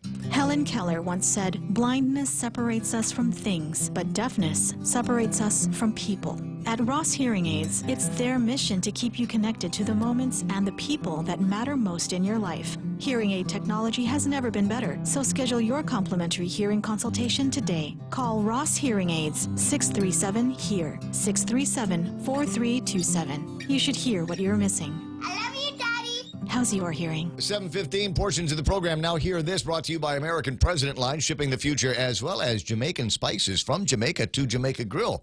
How you like me now, man? Who else we got? Micronesia Renewable Energy, never been a better time to go solar. And King's Restaurant, headquarters for the crazy 19 menu. Reimagined and reprogrammed food, all your favorites, and they've mashed them up with different things just to give it a shot. And as it turns out, people seem to like it. Go and check out the new crazy 19 menu at King's. Let's go for a drive. Let's take a stroll. Let's gallivant. Let's go cruising. We all have different ways to describe how we get up and go in our cars. But whatever you may call it, you can do more of it when you save 6% off your fuel purchases at any Shell station when you use your eligible Bank of Guam Visa and MasterCard credit cards. So stop by any Guam or CNMI Shell station and start saving today. Visit bankofguam.com for more information. Terms and conditions apply. Bank of Guam, the People's Bank. Member FDIC. Portions of the program also brought to you by Guam Regional Medical City, the first choice for your specialty care needs. Cars Plus up in Mighty, where they're driven by you. And if you're like in business and think, you know what I need to get about 5 or 10 different cars out there on the roads, kind of a fleet going. Dunge is kind of an expert at that kind of thing. So talk to him about your fleet arrangements. And also brought to you by Wendy's, where you can go pretty much any time of the day and get something really, really good. My personal favorites are you get the Baconator, the Hot and Juicy, and the spicy chicken sandwich. I don't think anybody does a spicy chicken sandwich better than they do at Wendy's. Rediscover Talk Radio here. Your FM News Talk Superstation. This is The Point. And happy to be here with you Tuesday morning. John Wigston's online. I see Bert Duarte, Dave Evans, Louis Cabral, Pam Duvall, and Chris Valencia talking about some of the things that have been on our minds in the last hour or so. We got runaway and rampant crime, egged on and enabled by a lax judicial system. My buddy Frank Tito's there, cousin Tommy Barcinas, Sonny Cruz, and Tom Bernardo is online as well. John Torres says, "Hey, it's Tax Tuesday, Ray. What do you say? What's the big deal on the taxes?" Well, you might have heard Kevin Kerrigan just a few minutes ago in the newscast talk about $6.7 million worth of tax refunds that have gone out into the community. Isn't that a wonderful thing? Yes, $6.7 million out there, and that's a groovy thing. Number one, and number two, it's going to mix in with the regular payroll dollars that are going to be out in the community as well. Now, I think John is concerned mostly about his tax return. So if you filed like super early, like first thing in the morning of the 28th, there is a possibility that some of those returns that went out, it might be yours. Because some of them, we understand, I don't know how many of them are actual 2018 returns, but according to Kevin Kerrigan in a conversation with the guys over at the Department of Administration, the bigger majority of them are going to be from 2017. But they're beginning to punch into... Well, we really don't know. Yeah, we really don't know. We're beginning to punch into, obviously, the 2018 returns as well. So I've got, what did you send me? I've got audio of Paul Tapau here. Doing the announcement about traffic up in Dedido that has got everybody moving a little bit slower this morning. Let's see what the man got to say. For the old concern, we have a road closure on Route 1 and 27 by Harmon Loop Road due to a down power line. Both north and southbound traffic will be diverted. No access through traffic will be allowed through that 1 and 27 intersection. Motorists are advised to seek alternative routes and to expect major delays as this is one of our busiest intersections. Again, we're working with the Guam Power Authority in assuring that everyone in the community is safe and power is restored in the general area. Again, we're advising the motorists to seek alternative routes while approaching the intersections of Route 1, Marine Corps Drive, Dedido, and 27 Harmon Loop Road. Thank you. It's ugly. I'm looking at the traffic gizmo right now. How about to Wistig Road? Wistig Road and south, all the way to Route 27 is stop and go, mostly stop. And he says take the alternate routes that they are suggesting. You might be able to climb onto Machechi Road, but it's Machechi Road at 7 o'clock on a Tuesday. That's lousy, and it doesn't give you too many opportunities other than to climb through Machechi, then get up on Route 15 and come back go into the office kind of the long way. All right, so that's one way.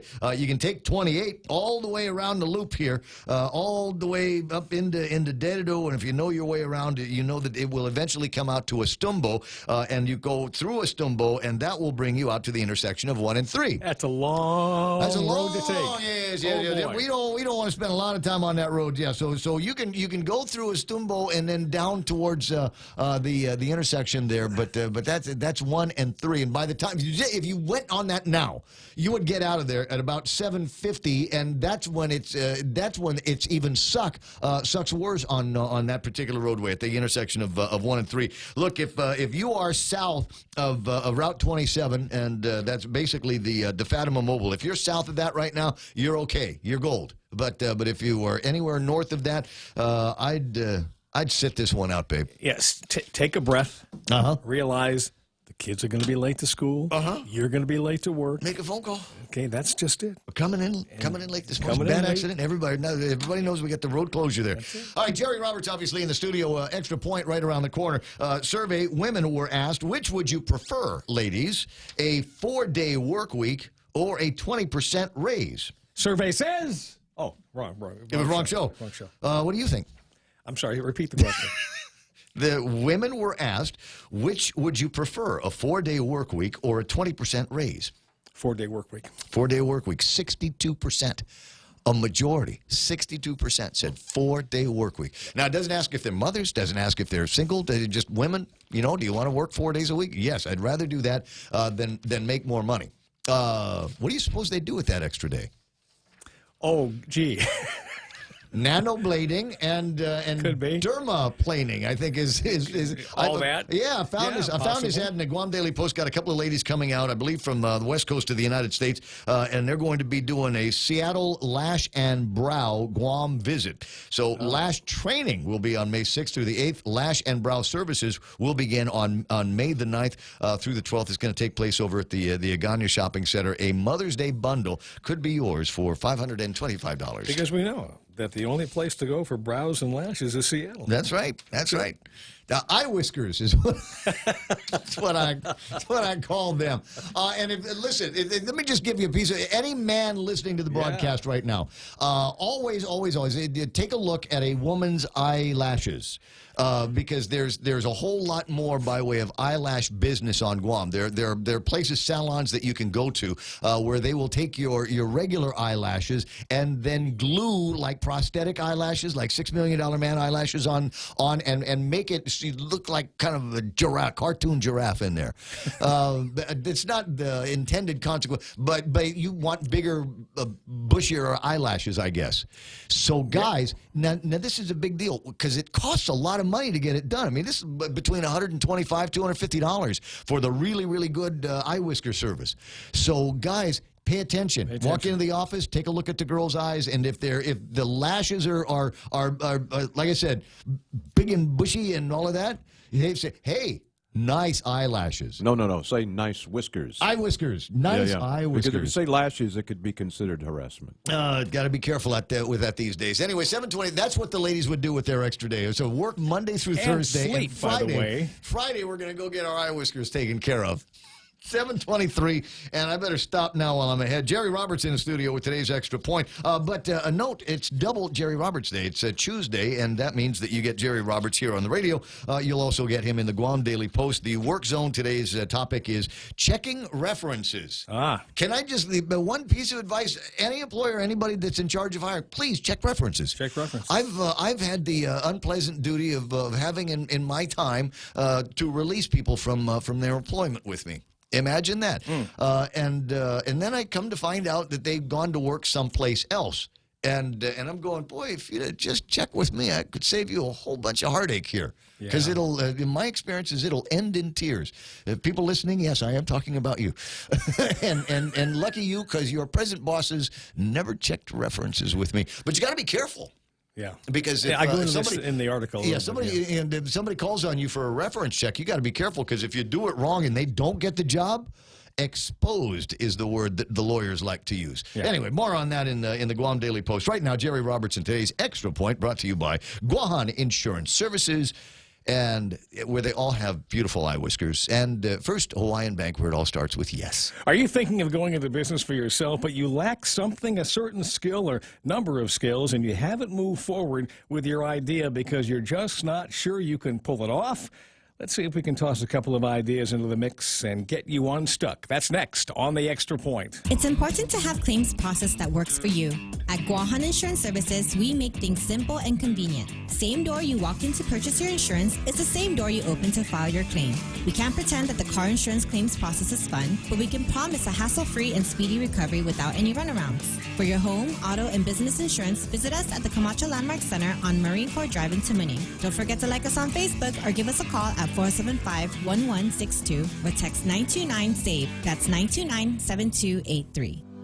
Hey, are you ready to afford the good life? For example, cooking in a gourmet kitchen that is as amazing as your skills. Or how about paying off tuition? Or maybe expanding your home to make room for your parents? Live beyond your dreams, within your means, with a low-rate home equity line of credit from First Hawaiian Bank. To learn more or to apply, visit any branch or FHB.com. First Hawaiian Bank. It all starts with yes. Member FDIC, Equal Housing Lender. Let's start this off with references to some resources you can use either for free or a little out-of-pocket cost. You've heard of them: SBA, the SBDC, and PTAC at the University of Guam. While the names may be familiar, you may not know exactly what they can do for you. If you want to get your business going, make it your business to get that information and set yourself up to access their services. Today goes a little bit deeper than that. I know there are a lot of people who want to start a business, but uncertainty is holding them back. You may be an incredible mechanic, but if you don't know beans about marketing your services, so you haven't started your repair business. Or you might be a terrific marketer or salesperson, but you don't have a product or service to sell, so you just dream about it, and that's as far as it goes. You're an incredible cook. I mean, your food is so good, it makes people crazy. But you don't have the skills to run a restaurant. Or you're someone with a background to manage one, but you don't want average cooks and to deal with a constant kitchen turnover. You want someone who is extraordinary and will make a commitment. There are a lot of people who are able to create value worth paying for. However, they know that running a business is more than just providing the product or service. If they could match up with someone to provide the missing pieces, they could get things going. If. Here are 4 words you need to start using. Who do you know? If you're the organized person who would manage or handle marketing chores, you'd ask people, who do you know who is great at creating things, fixing things, turning people on with the stuff they do, but they need someone to help them handle the details of building a business? If you're the creative one, you'll ask, who do you know who is super organized and has the talent to manage a business, and they're just waiting for the right idea to get started? Now, here's where it gets more interesting. Ask the people who run SBA, SBDC, PTAC. They're meeting a lot of people who share the same goal as you have, to build a successful business. Could there be a match for you in the group of people they now serve? Go to your bank and tell the managers what you want to do. Don't forget the loan officers and anybody else who deals with customers. Who do they know? How about tax preparers? They may know if someone is looking to quit their job and start a business. I think there could be dozens of new businesses set up if the right people could just connect, maybe more. Doing it all on your own is a tough, lonely road. I won't sugarcoat it. Partnerships also have their challenges. That said, the support you get from the right person, plus someone else sharing a common goal, can bring faster and greater growth. Ask the question, and don't stop asking the question. Who do you know? That's the Extra Point. Get out there and make something good happen today. For 93.3, The Ray Gibson Show, Guahan Insurance Services, and First Hawaiian Bank. I'm Jerry Roberts. There's another interesting who do you know that you might want to try out, depending on what it is that you're looking to hire, what kind of expertise you want to bring in. Call somebody that you know that's in the business, and say, hey, I'm looking for somebody that has got these skills. Do you have anybody on your staff that you'd like to give more hours to, but you just can't for whatever reason? Or is there somebody that has applied that you really like, but you just don't have room in your shop for somebody new? Absolutely. You can go a step further. You can do a memo of understanding with a business that's actually in your field and subcontract with them. Yep. That may get you, because some people are looking for that kind of service at times, and they'll do that. They want to find a reputable, reliable person to take some of the load if they've got that situation, and they'll hire you too.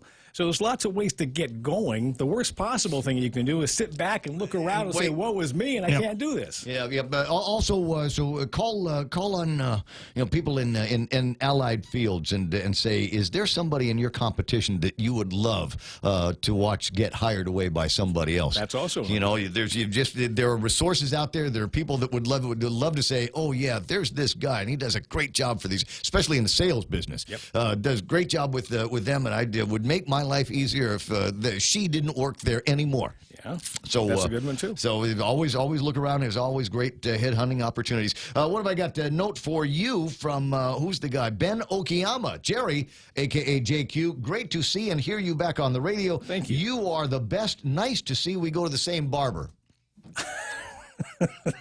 Okay. He's a brother then. Yeah, exactly.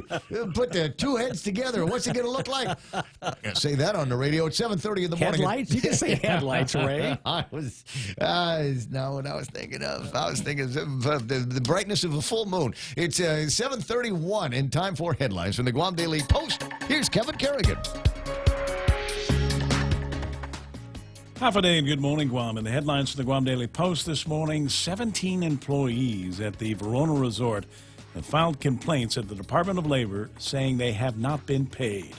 DOL Director David De La Sola confirmed that the complaints were filed with the agency's Wage and Hour Division. He said the employees didn't get their last paychecks, so they contacted the Verona Resort. And the Department of Labor officials were told there was a delay in a wire payment, but the checks will be issued to those employees by noon today, Tuesday. The Verona management did not return calls from the Guam Daily Post for comment yesterday.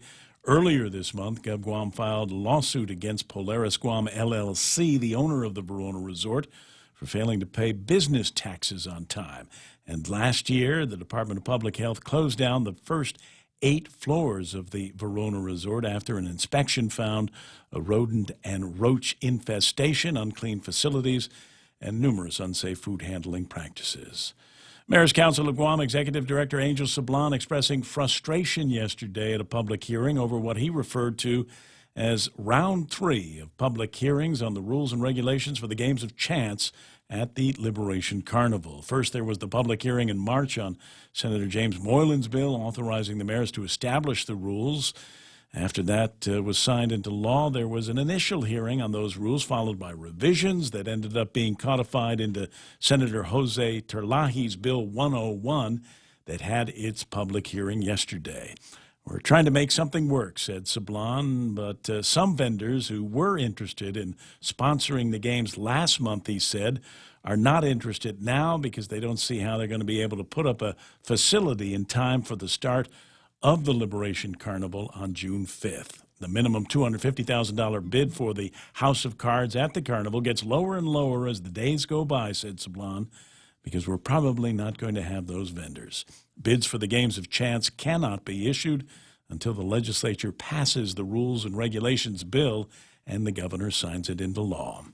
2 masked men were caught on camera breaking into JV International in Harmon early Sunday. They made away with 2 all-terrain vehicles from the company. JV International Safety Manager Tommy Pearson told the Guam Daily Post the suspects broke the lock about 4 a.m. Sunday, and the theft was over within minutes. The surveillance video was circulated on social media. It shows 2 men walking onto the property and dragging the 2 ATVs outside and loading them onto a flatbed truck that fled the scene. Anyone with information about the crime has to call Guam Police at 472-8911 or contact Guam Crime Stoppers at 477-HELP. For these stories and more, log on to postguam.com or pick up a copy of today's Guam Daily Post. Okay. I'm sorry, I was just looking at the traffic patterns up in Dededo. Don't look any better. In fact, it looks like it's getting worse. Some of those alternate routes that Officer Paul Tapau was suggesting are starting to thicken up right now as I'm talking. We'll get more on that in a second, but 7:34 is iConnect time. Their phone number is 888-8888. You're going to love talking to them because they are all about saving you money on your 2019 telecommunications needs. In illness and in wellness, Calvo's Select Care is health care that is there for you. That's why over 80% of the Guam medical community places their trust and insures with us. We offer our members wellness and fitness programs for a healthier lifestyle and provide a comprehensive medical network on and off island to help members from unexpected illnesses. Contact Calvo's Select Care today for more information.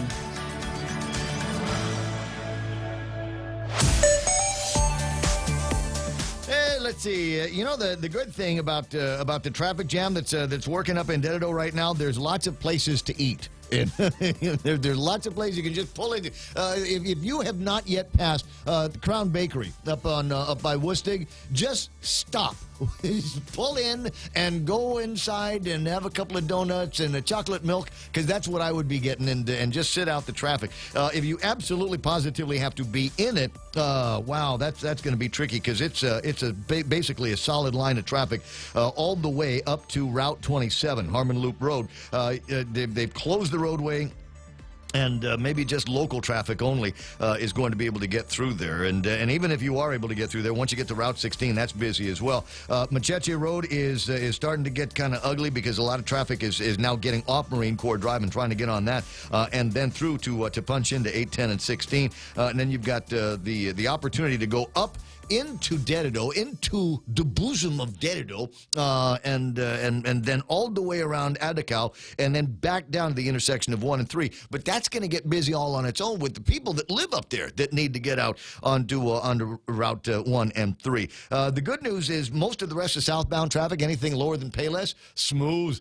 There's nobody else on the road at that point. You might see a couple of slowdowns at the intersections, but other than that, you're going to be okay. Looking at traffic down around Sumai, starting to busy up there as people starting to go to work at Big Navy. Don't see a whole lot lining up in front of Navy Hospital, but that is beginning to start to heavy up. I can start to see some traffic through there. And if you're trying to get into Anderson Air Force Base, yeah, northbound traffic moving slow up through that area. 7:36, that's right now traffic on The Point. Howdy, folks. Colonel Sanders here to tell you about my KFC chicken and waffles. I paired my delicious KFC extra crispy chicken with a scrumptious waffle and drizzled maple syrup over the whole thing, and well, my. Try our new KFC chicken and waffles, now on Guam, but only for a limited time. KFC, it's finger-licking good.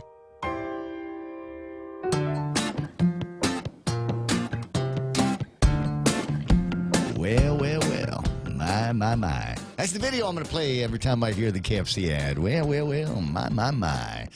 Those Filipina cheerleaders? Yes, I think they are. 888-825-5888-TALK is the telephone number here at this particular radio station. My name is Ray Gibson. Thrilled, as usual, to be with you. Outstanding Jerry Roberts in Extra Point today, and if you would like to get your hands on the transcript of that, simply go to guamtraining.com, and you'll be able to see that one, and then all kinds of other ones. Go back road is the word that James Howard says if you want to get southbound at some point today. Yeah, but still, you know, It's my experience sometimes on the back road, and to see the same thing at Roy T. Demion and a few of these other places, even Tiedzen, where you get and thinking, all right, well, at least I'm moving, until you get behind the guy that's doing 20 miles an hour for no apparent good reason. There's up on what's the name of that road, the Magahaga Highway, up on Tiedzen. And there are still people that believe that if they go any more than 21 miles an hour, a blue MP van is going to come out from behind the bushes and give you a traffic ticket in Article 15. Occasionally, you will see airport cops on that road. But for the most part, it's drive to the conditions. And most of the time on that road, the conditions support, 35 miles an hour in the very least. I'm an old man driver for the most part. Every once in a while, Roy T. Demion. And I spend a lot of time on that road these days. I get on the road, and there's somebody that's driving 19 miles per hour. No kidding. And you go, let to 10. Get moving. There's people behind you that have things to do in their lives. And is it just me or... probably not. You ever like get behind somebody and they're driving stupid slow and you finally have an opportunity to pass them? Do you ever slow down just a little bit as you're passing them to stare at them to see if they look as dumb as they drive? Okay, so I'm not the only one. Okay, good. I want to just make that clear. In 20 minutes, it'll be 8 o'clock in the morning, 888-825-5888-TALK. And I got an email from one Ken Leon Guerrero, and you might recognize the name. He's a frequent caller in the media and frequent caller to this radio station. He calls me, calls Bob Klitsky in the afternoon, and so he sent me an email. If I got a second here, I'll go ahead and open it up and read bits and pieces of it to you. It's basically his testimony that he provided over at the legislature because he wanted them to know exactly how he felt about the rules and regulations that the mayors and others have promulgated for the carnival, games of chance and games of skill, and I tell you what, it's kind of interesting because he's offered them what I think is valuable advice. If we were going to be setting up, I don't know what's if we were going to be setting up, I don't want to say this, something that we would be using full-time, 24 hours a day, 7 days a week for the rest of our lives. I keep wanting to go back to this topic because I'm going, you know what, guys? It's just a carnival. It's just a carnival. Have there been missteps in the past? Have the certain mayors kind of taken advantage of a governor's generosity around fiesta time to say, hey, we got this fiesta going on, and unrelated to the carnival, unrelated to anything else that we're going to be doing, we'd like to be able to operate a casino. And they did. And there were a lot of people that were kind of, upset about it. Before the carnival started, the casino was in operation. While the carnival was ongoing, the casino was in operation. Then the carnival closes, but the casino stayed open. And then they came out with a law that says we're not going to have a casino anymore. We're not going to even have games of chance because gambling, it's bad. And I remember when that passed, and I thought, I wished I was on the radio. I was taking a break from talk shows at the time. And I thought I'd love to be on the radio because I just don't see what the big hairy deal is. If you want, this is one of those where everybody gets punished, and rather than just say to the mayors, don't do that anymore. Otherwise, we'll tell you not to do it anymore. They went out and made wholesale changes to the carnival, and now we have to undo it.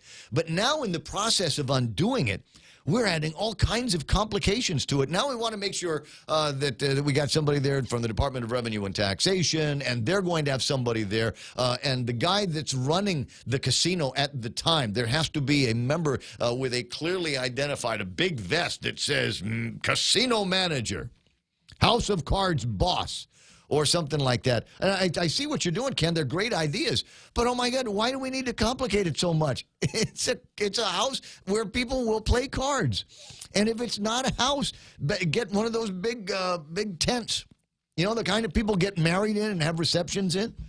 Just protect them from the rain and the sun. I don't know that it needs to be any more complicated than that. I'd like to see somebody from Rev and Tax there, for no other reason, to be able to collect the taxes on the winnings and make sure that everybody is on the up and up.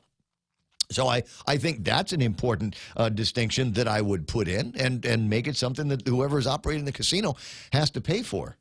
But all of this other stuff, look, at the easiest way we could have done this was just repeal the law that that Talena put together. And then we'd go back to the way it was before and with clear instructions to the mayors on when we can have this carnival casino. And I would say, well, we're actually doing the carnival. But no, we're not like that here.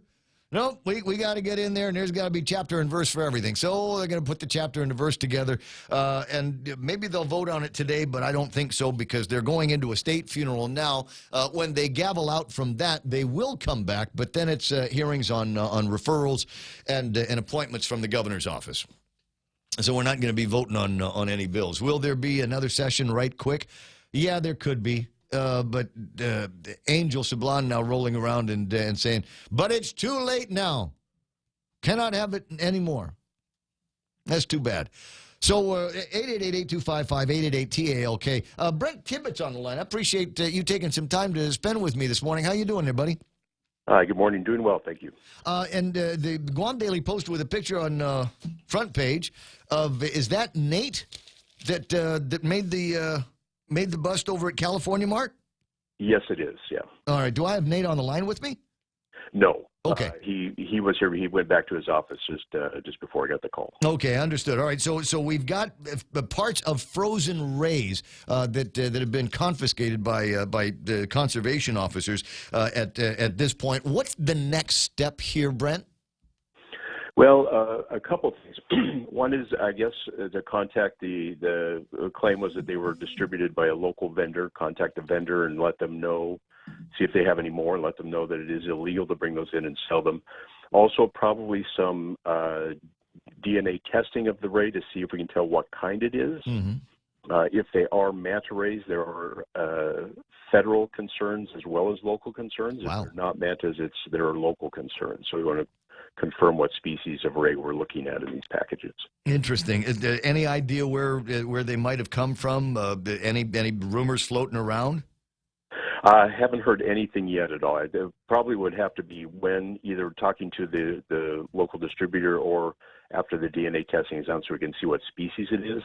That would confirm for sure where they came from. Kind of nail it down. I was concerned when I saw this in a couple of different posts. I was concerned about it because I'd seen a video of a bunch of divers, I guess in the last few days, that had come across a manta ray carcass in the ocean. And my understanding from folks in the diving community is that was kind of a known manta ray. It was kind of haunted the same area, and a lot of people disappointed at its demise, wondering whether or it was killed by. Maybe got into a fight with a propeller or some kind, a boat of one kind, or maybe poachers that went in there to get parts of the manta ray body to sell or eat. Yeah, it appears that it had been struck by a vessel, maybe a jet ski or a boat, and then after it was dead, it looks like it had been fed upon by sharks. I don't think it had been taken by poachers because some of the parts that are targeted by poachers were still on the animal there. So it looks like it was, I think, an accidental death from collision, and then sharks took advantage of the corpse once they found it. Yeah, I can see how something like that could happen. Going back to the California Mart incident, depending on where the meat came from, will determine to what degree charges may be made against them and the distributor. Correct? Well, it's what species it is. What species will determine, right? If it is a manta that the parts are, then there are federal concerns as well as local. If it's just another kind of ray, then it's just local. A local violation would be the concern. Now, what kind of penalties are we talking about? I'm not certain. I think it's certainly loss of the product, and this might be about the first time that this has really been fully prosecuted. And so the conservation officers would know better than I do what the penalties are for this. I'm afraid I'm ignorant of that. Yeah. Well, it'll be interesting to what degree anybody gets prosecuted on this kind of thing. I don't know what, after all of the DNA testing is done, federal versus local, will there be a case taken against these guys? Will anybody actually press charges? Yeah. I suspect that there will be, but we'll have to wait a little bit on the the DNA testing and other, see if we can trace back the actual route that it took to get to Guam. Yeah, and see who will be interviewed at that time. Brent, it's Kevin. The package said ray skate wing. Are we to understand this to be a manta ray, a stingray, or is skate a different type of? What is a skate? Yeah, a skate is a type of ray also. They're generally more temperate water, and they don't have the stinging blade on the tail, if you will. And skates are frequently eaten by people, say in the U.S. and in more temperate countries. So it could be it was a skate, and just skate ray was the common name given to it, or it could be an actual ray of some kind. That's part of what the DNA testing will help us determine exactly what kind it is. The law is the same for both types? Because skates are still a kind of ray. I'm sorry, yeah. And any ray parts, or it's illegal to sell, trade, a whole list of activities involving rays or ray parts, and skates are a kind of ray. So yes, that's it's a violation regardless if they're a skate. Yeah, the prohibition against their consumption and sale, no matter what. It'll either be a federal charge or a local charge. Are there any other food items out there that we ought to be on the lookout for that are prohibited? I mean, obviously we can't sell harvest dolphins, and I think sharks. You got to use the whole thing, as you have in the past. I was bragging to somebody about how you made me some roasted shark once upon a time, and it was delicious. Oh yeah.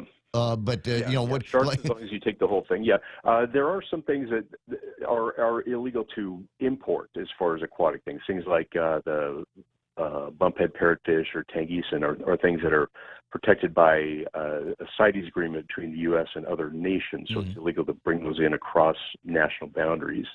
But for consumption locally, shark fin or rays and parts of rays are the two biggies I can think of. And you're right, in addition to things like marine mammals. Yeah. Those are the big ones right now. I've had the occasion to eat whale meat in Japan, and found it to be kind of delicious. That is illegal to import into the United States as well, right? Absolutely. Yeah. Okay. Yeah. It's probably illegal to take out of Japan anywhere. Yeah. Well, as I said, in Japan, it's kind of a delicacy. Pretty expensive stuff there, and it makes an interesting sushi. Brent, as usual, I appreciate your time. Is there anything else that's really cool that you're working on right now? Have you been going out diving, doing any kind of incredible research? We have been going out doing some surveys. We did over the weekend, found what looking to see might be another new species of fish for Guam. Got some pictures of it and have been sent to experts, waiting to hear back if that's correct or not. And otherwise, unfortunately, a lot of paperwork has been involved lately. No paperwork. Go dive. Go do something. Yes. There is a supplement in the Daily News, Man, Land, and Sea, a publication by Guam Coastal Management Program, and they're making a big noise about a new shrimp that they've discovered in Guam's rivers. Actually, yeah, there was a gentleman out here a couple of years ago was brought in by the Park Service to help do surveys of the freshwater fauna here. And there actually are several species, but there was one new species of shrimp found that's only known so far, I believe, from Guam and Palau and nowhere else. And so it shows our office has been doing freshwater surveys for 20 years, and we found several new species of fish on Guam in the rivers, but there are still other things to find as well, apparently. Yeah, well, I've been in a bunch of rivers recently, and I got to tell you, I'm kind of delighted at the size and the numbers of the shrimps that I'm seeing, or shrimp-like creatures in the waters that I'm seeing. Apparently, it's a healthy environment for them. They're growing big, and they seem to be growing in sufficient numbers. I guess there's fewer traps out there getting set, huh? There may be. It seems to be kind of a dying art. I don't think there are as many people shrimp trapping as there were historically. Mm-hmm. And so, yeah, there seems some of the rivers we get into, there are very big numbers of the large shrimp seen. Yeah. Absolutely. Yeah, well, fewer people maybe going into the boondocks. I chew beetle nut, and many of the places where I've gone, I'm happy to find that they're on the ground. It's not even like looking for Easter eggs. You just walk into certain paths over in the boondocks, and there's beetle nut, and it's the good one. It's the hard red one that makes your ears warm. That's a nice feeling. Brent, as I said, always a delight talking with you. Hope we get some cool reports from you soon. So do I. All right, my friend. I'll see you soon. Thank you. It's 7:53 in the morning, 888-825-5888-TALK. An interesting story. You don't see too much of that kind of thing. And raises the question, have you ever eaten any Ray parts in your life? Yeah. When I lived in Singapore, street vendors sold it all the time. Huh. I've only ever had it that I know tasty. of. Yeah, that I know of once. Somebody had gone fishing and it got one in a net, and by the time they realized what they had, it had already succumbed. And so we took it and tried to figure out what the appropriate way to cook it was, because there's an interesting texture in the meat. To me, the texture was kind of like a cod. It was soft. It doesn't have a very fishy taste, but I enjoyed it. I thought it was the same weekend that we had moray eel on the grill as well. And I have not tried. It's I got to tell you, it's very fatty. For those depending on how you prepare it, it's very, very fatty. There's a lot of fat underneath the skin before you get into the muscle. So you have to you kind of tie it on a line and rend the fat over the fire, and before you know it, then you've got just kind of the meat that's laying around, and you have that with some butter.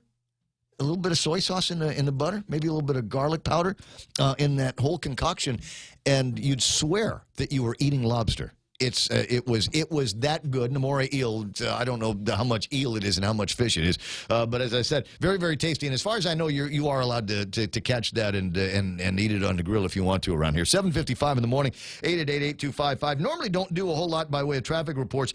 But today, I think we might have to lean into a little bit more traffic because of what is going on in Dedido. And I will admit that I don't know why the traffic was closed off from Marine Corps Drive and into Route 27, Harmon Loop. I have no idea why. I'd heard that there was a line down somewhere, and the Docomo line.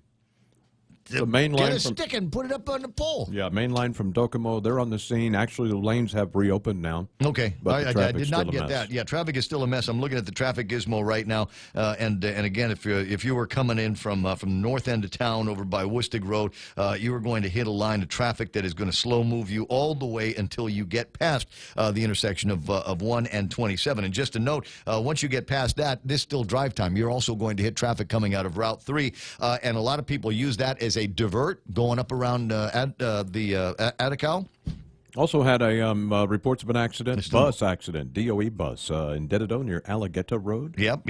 So, looking at some of that, at some of that right now, and traffic moving very, very slowly. They did say from that Machechi all the way from up in Laddie Heights all the way down to Marine Corps Drive. For anyone with kids on that bus, it says it's kind of a minor accident. DOE's on the scene. No major injuries, nothing like that. All right, looking at traffic southbound Marine Corps Drive as you make your way past the intersection of 1 and 3. As you might imagine, everybody's up there, so there's not a whole lot of people down here on the roadways. You will thicken up a little bit once you get past the intersection Santos Hill as you're coming up from the west and right around the St. John's area. And then once you pass St. John's, going to be clear right up until you get to Kmart, and then it's just intersections until you need to get wherever you get. If there are any accidents, anything else happening on the roadways that we need to know about, I'd love for you to tell me about them. That would make my day. 7:57 in the morning. This is the Ray Gibson Show on 93.3 and on Facebook Live. Today, our theme is GOT Endgame spoiler-free zone. We are not talking about Game of Thrones or Endgame today. I can't tell you anything about Endgame because I haven't seen it and I don't really understand the attraction. So I'm not doing that. Game of Thrones, I'm a big Game of Thrones guy. In fact, yesterday was a hard time for me. I got home in the afternoon, and this after I stopped by the store, I got a couple of Mountain Dews and some chips because I knew I was going to want to watch chips or eat chips while I'm watching Game of Thrones. And I get to my smart TV, and they're the same smart TVs that we have here in the radio station. And I get to Hulu, and I get to where it says Game of Thrones, and it says Game of Thrones will play in your time zone on the 28th after 3 p.m. And I said, well, it's the 29th, and it's after 3 p.m. So I clicked on the thing, and it wouldn't play. And I thought, what the heck is going on?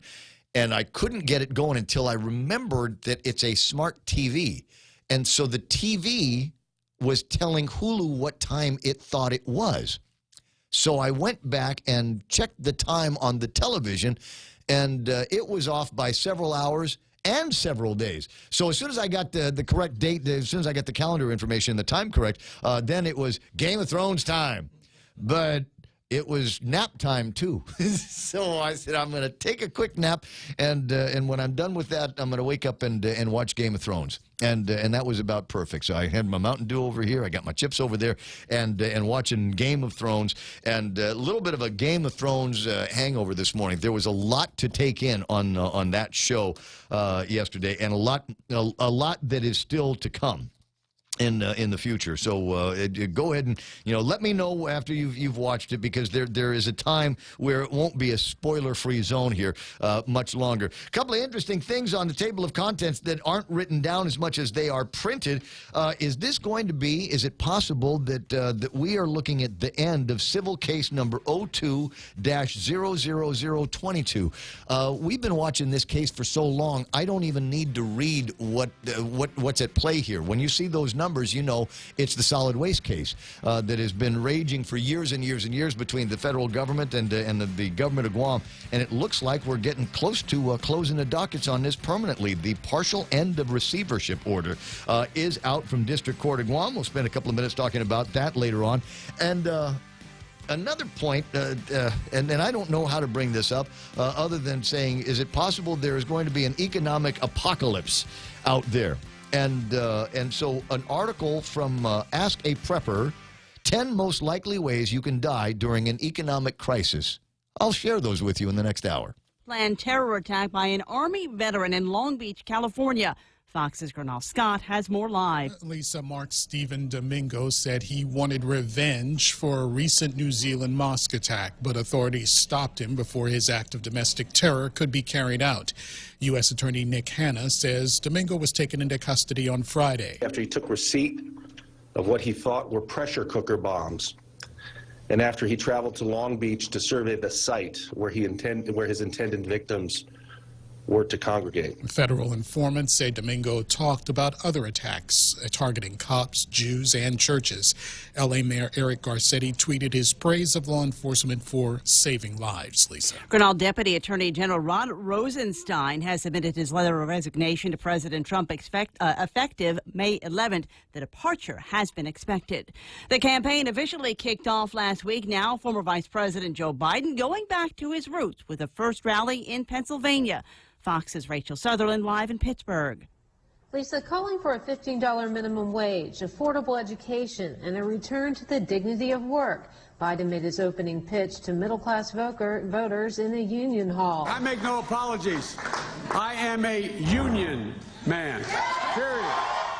Biden said health care is a right, not a privilege. You all should have a choice to be able to buy into a public option plan for Medicare. Your choice. As for President Trump, Biden said he has his base, but the nation needs a president who will work for all Americans. Lisa? Rachel, Boys in the Hood director John Singleton has died after his family took him off life support about 2 weeks after he suffered a major stroke. He was 51. This is Fox News. Hey, it's Mom. Somebody forgot to thaw the chicken, so meet us at Chili's for 2 for $25. Oh, and congratulate your sister for making the basketball team. She's thrilled. Love you. See you at Chili's. Enjoy 2 full meal combos for $25. An appetizer, 2 mouth-watering entrees like our crispy chicken breast, smoked barbecue quarter leg, or smoked jalapeno cheddar sausage. Served with corn on the cob and french fries. 2 bold combos for $25. A full-on meal deal available nightly for a limited time. Together, we Chili's. Let's go for a drive. Let's take a stroll. Let's gallivant. Let's go cruising. We all have different ways to describe how we get up and go in our cars. But whatever you may call it, you can do more of it when you save 6% off your fuel purchases at any Shell station when you use your eligible Bank of Guam Visa and MasterCard credit cards. So stop by any Guam or CNMI Shell station and start saving today. Visit bankofguam.com for more information. Terms and conditions apply. Bank of Guam, the People's Bank. Member FDIC. Another showdown brewing between the administration and Congress over planned testimony by Attorney General William Barr. House Judiciary Committee Chairman Jerry Nadler is threatening a subpoena if Attorney General William Barr is a no-show for a Thursday hearing. It's not up to the Attorney General to tell the committee how to conduct its business, or we will decide what the most effective way of asking questions are. The Justice Department objects to a Judiciary Committee format that would allow committee lawyers to ask Barr questions in addition to lawmakers. Barr is expected to testify a day earlier at a Wednesday hearing with the Republican-led Senate Judiciary Committee.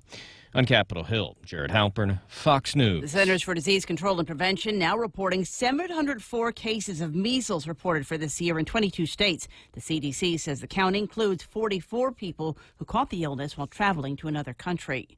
The controversial Chicago prosecutor who dropped charges against Jussie Smollett subpoenaed over how she handled the case. Cook County State's Attorney Kim Foxx will have to appear in court after the Sun-Times reports a retired appellate judge has filed a petition for a special prosecutor to investigate why Fox dropped 16 felony counts against Jussie Smollett, who police accused of staging a hate crime hoax here in Chicago in January. The petition claims the case was plagued with irregularities, including Fox's recusal, then apparent non-recusal, and communication with Smollett's relative during the investigation.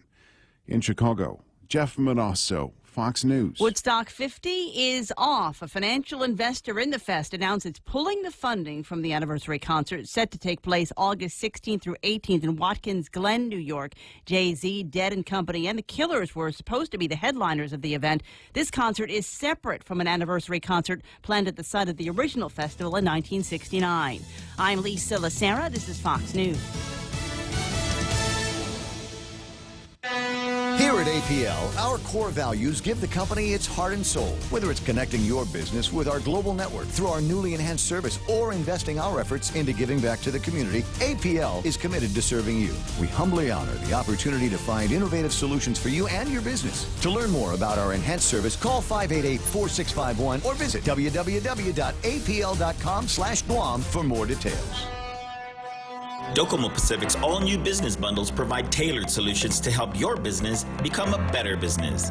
Choose from our business basic, essential, or value bundles and get unlimited talk and text, worry-free data at home and abroad, plus access to the fastest online speeds in the Marianas. Add on mobile or broadband lines and save up to 20% for each line. Email businesssales@docomopacific.com to find out which bundle provides the best solution for your business. Terms and conditions apply. Family Finance has been serving the people of Guam since 1959, and they'll continue to be there for you in the years to come. Whether you're looking to get a personal loan for that summer vacation or paying off those long overdue bills, Family Finance has got you covered. Apply for a personal loan from $1,000 up to $3,600 by calling Family Finance in Agutya at 475-4545, Upper Tumon at 647-5626, or in Dededo 633-4473. Family Finance, serving the people of Guam since 1959.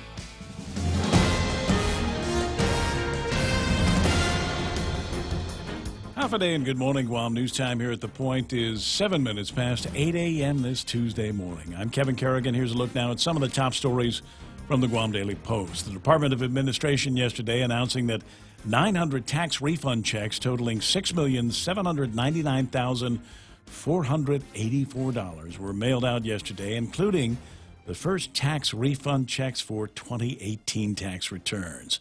Tax refund checks cover error-free returns filed up to January 28th, according to a release issued by the Department of Administration. The Department of Rev and Tax, however, only began accepting 2018 income tax returns on January 28th. But DOA Director Edward Byrne confirmed that some 2018 tax refunds were included in yesterday's mailing for the first time.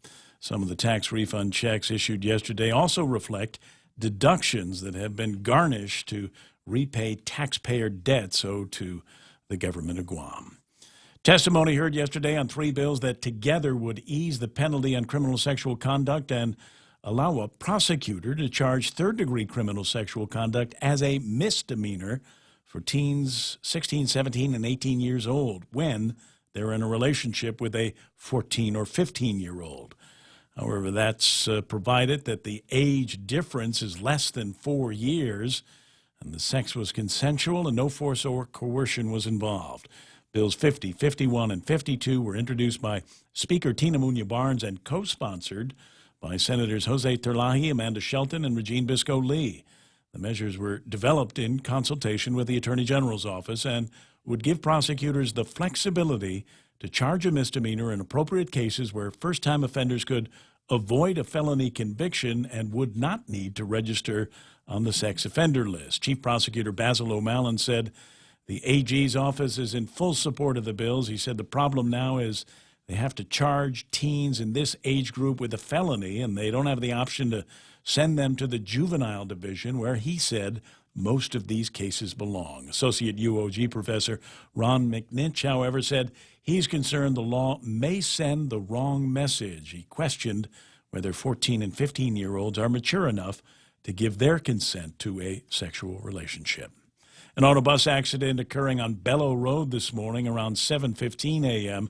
Roughly 15 students from PC Lujan Elementary School were on board at the time of the accident. No injuries were reported. Guam DOE administrators responded to assess the situation, and the accident was reported to the Guam Police Department. We'll have more news after this. Howdy, folks. Colonel Sanders here to tell you about my KFC chicken and waffles. I paired my delicious KFC extra crispy chicken with a scrumptious waffle and drizzled maple syrup over the whole thing, and well, my. Try our new KFC chicken and waffles, now on Guam, but only for a limited time. KFC, it's finger-licking good. This is Ronnie. Ronnie is about to break his piggy bank. Come on, piggy bank. Ronnie wants to upgrade his smartphone. And this piggy's gonna help me. If Ronnie had signed up for GTA's handset payment option, he could have selected a new smartphone with an affordable monthly plan. I could have what? Exactly. Sign up for HPO at GTA and don't break the bank. I'm sorry, piggy bank. Terms and conditions apply. Visit gta.net for more information. GTA. 10 minutes past 8 a.m. here at The Point. 17 employees at the Verona Resort have filed complaints at the Department of Labor saying they have not been paid. DOL Director David Della Sola confirming that the complaints were filed with the agency's Wage and Hour Division. He said the employees did not get their last paycheck. They contacted the Verona, and the Department of Labor officials were told there was a delay in a wire payment, but the checks will be issued to the employees by noon today on Tuesday, said the Verona Resort. The Verona management did not return calls for comment yesterday from the Guam Daily Post. Earlier this month, GovGuam filed a lawsuit against Polaris Guam LLC, the owner of the Verona Resort, for failing to pay business taxes on time. And last year, the Department of Public Health closed down the first 8 floors of the Verona Resort after an inspection found a rodent and roach infestation, unclean facilities, and numerous unsafe food handling practices. Mayor's Council of Guam Executive Director Angel Sablan expressing some frustration yesterday over what he referred to as round 3 of public hearings on the rules and regs for the games of chance at the Liberation Carnival. First, there was the public hearing in March on Senator James Moylan's bill authorizing the mayors to establish the rules for the gambling games. After that was signed into law, there was an initial hearing on those rules, followed by revisions that ended up being codified finally into Senator Jose Terlaje's Bill 101, which had a public hearing yesterday. At that hearing, Sablan said, "We're trying to make something work." But some vendors, he said, who are interested in sponsoring the games last month said they're not interested anymore because they don't see how they're going to be able to put a facility together in time for the start of the carnival on June 5th. The minimum $250,000 bid for the House of Cards at the carnival gets lower and lower as the days go by, said Sablan, because we're probably not going to have those vendors. Bids for the games of chance cannot be issued until the legislature passes the rules and regulations in Bill 101, and the governor has to sign it into law.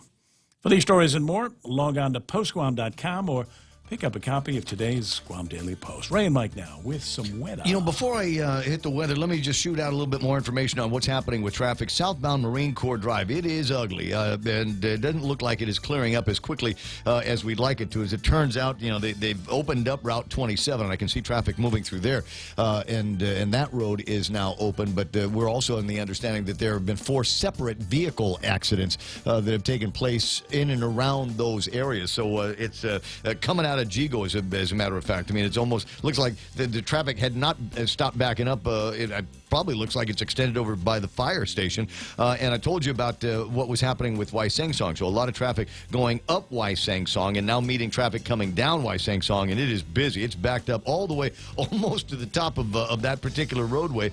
It will turn and it will meet up with traffic on Route 3. And now that is beginning to get busy up over by the intersection of 1 and 3. Southbound Marine Corps Drive from about where the Micronesia Mall, the Chicken Joy intersection, south towards us here at DPW and the St. John's area. Very, very, very busy. And now we were telling people about Macheche being one of those relief valves, right? Route 26, Macheche Road, and that is busy all the way from Route 15, from the intersection of 15 and Route 26. It's busy all the way through Macheche right till you get to Marine Corps Drive. So my guess is it might be one of those accidents there. If you're in the traffic there, I'm trying to think if there's a restaurant or a couple of cool little mom and pop stores that you can go into and get some butzy and an empanada. Yeah, in the big city. Because otherwise you're going to be stuck. Yeah, in the big city we'd call that rubbernecking distractions, and that causes accidents. People, you know, looking around to see what's going on and boom, bump the guy. Is that my car? Is that my car? Do I know that guy? So, hey, it's my chick. What have I got here? 8:14 in the morning. Now we can do some weather, and it's basically going to be hot today. There's not much way around it. Not a whole lot by way of clouds, not a whole lot by way of winds, and if there is wind, it's 20 miles an hour blowing around hot air. That will decrease to about 15 miles an hour. Expected highs today 89, 90. Watch your overnight lows 77, maybe 78. So not much cooler at night. Sunset at 6:36, and we ought to have a couple of pretty decent sunsets as we have, and sunrise tomorrow morning should be about 5:59, if not at 6 straight. It's 8:15, and we'll take a look at the weather. There's Mike, and it looks like we've got some maintenance now. Yeah, it looks like there may be the case, and it's about time. Actually, radar has been pretty consistent for the past several months since they replaced it when it completely broke down. I remember that. When there were typhoons. Yeah, that's right. Yeah, but it looks like we'll be okay for any that come up. So we've got some isolated showers. Look like they'll swing through, and it looks like the south side will get the better portion gooder. I made up a word. Yeah, nice. The better portion of these, which they really need it down in the hills down south. Looking at the satellite, not much to really see downstream, just some very, very weak trade wind disturbances that'll come swinging through over the next few days. Got some blobbage way down to the southwest, and the models are showing that to possibly spin up into something around Yap later on this week. If so, it could bring us some rain that we really, really need. But for right now, that's still way off in the future. Okay, that's news and traffic and weather together here on The Point.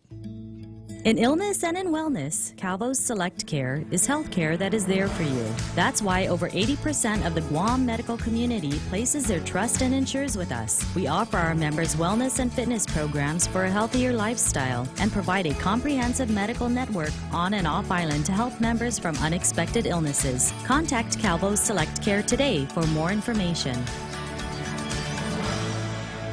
8:16 in the morning, portions of the Ray Gibson Show brought to you by a whole bunch of people, including my pals over at Guam Regional Medical City. First choice for your specialty care needs, Micronesia Renewable Energy. There's never been a better time to go solar.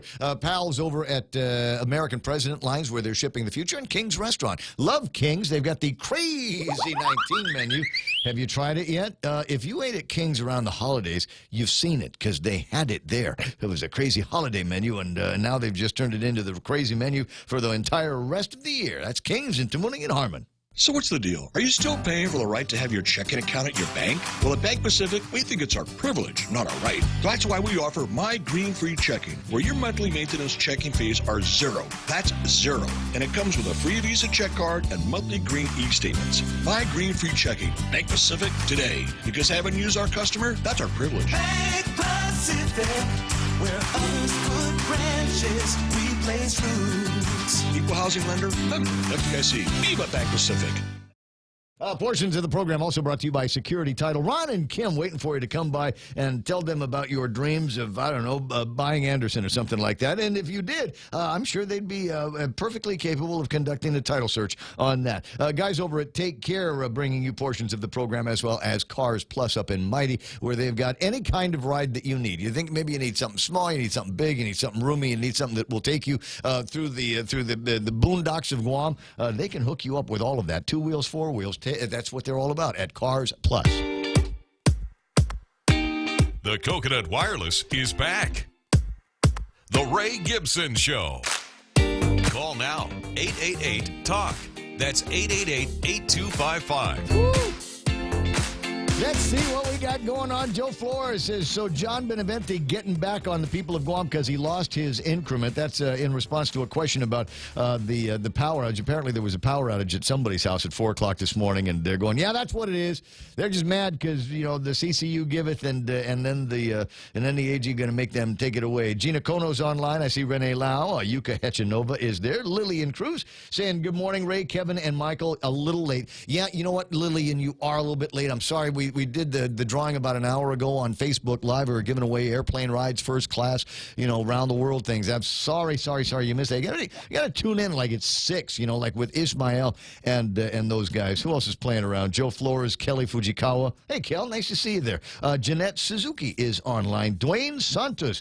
4 accidents around the traffic areas in Dededo, all at different areas. Customer from Dededo just passed 2 of them. And maybe not going to be able to make it into the store on time. Henry Gonzalez, Charlie Laron from over at Guam Regional Medical City is there. Feltan Valencia, Charlie Hermosa from APL is online. And a little bit of a conversation going on about skate wing, and is that illegal? Yeah, Ray skate wing is illegal to sell on Guam. But there are places in the world where you can go to a grocery store and buy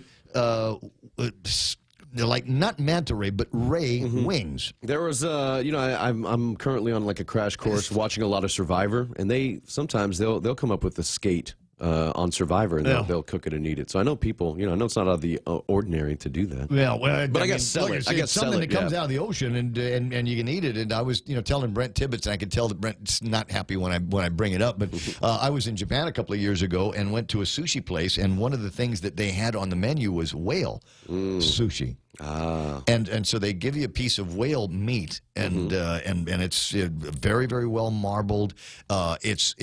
There's a texture that is reminiscent of steak, right?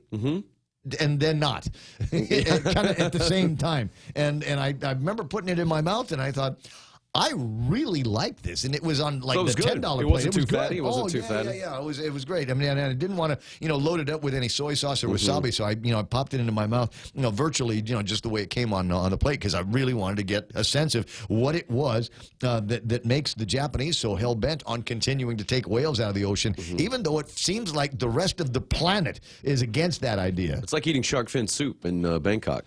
Just got to see what the hype is all about. I didn't feel any of the health effects. So I'm old enough to remember being able to get shark fin soup on Guam. Oh, really? Yes, yeah. There were restaurants, and most of them don't exist anymore.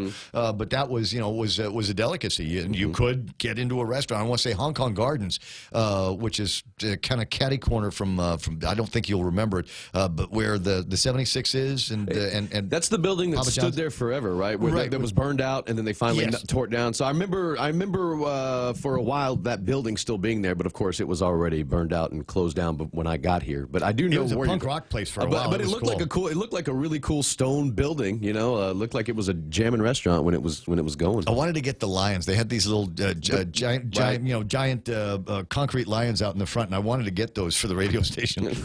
How do we have that?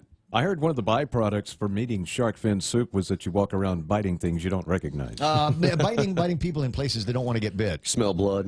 Exactly. 8:21 in the morning. Must be time for Sports with Blake.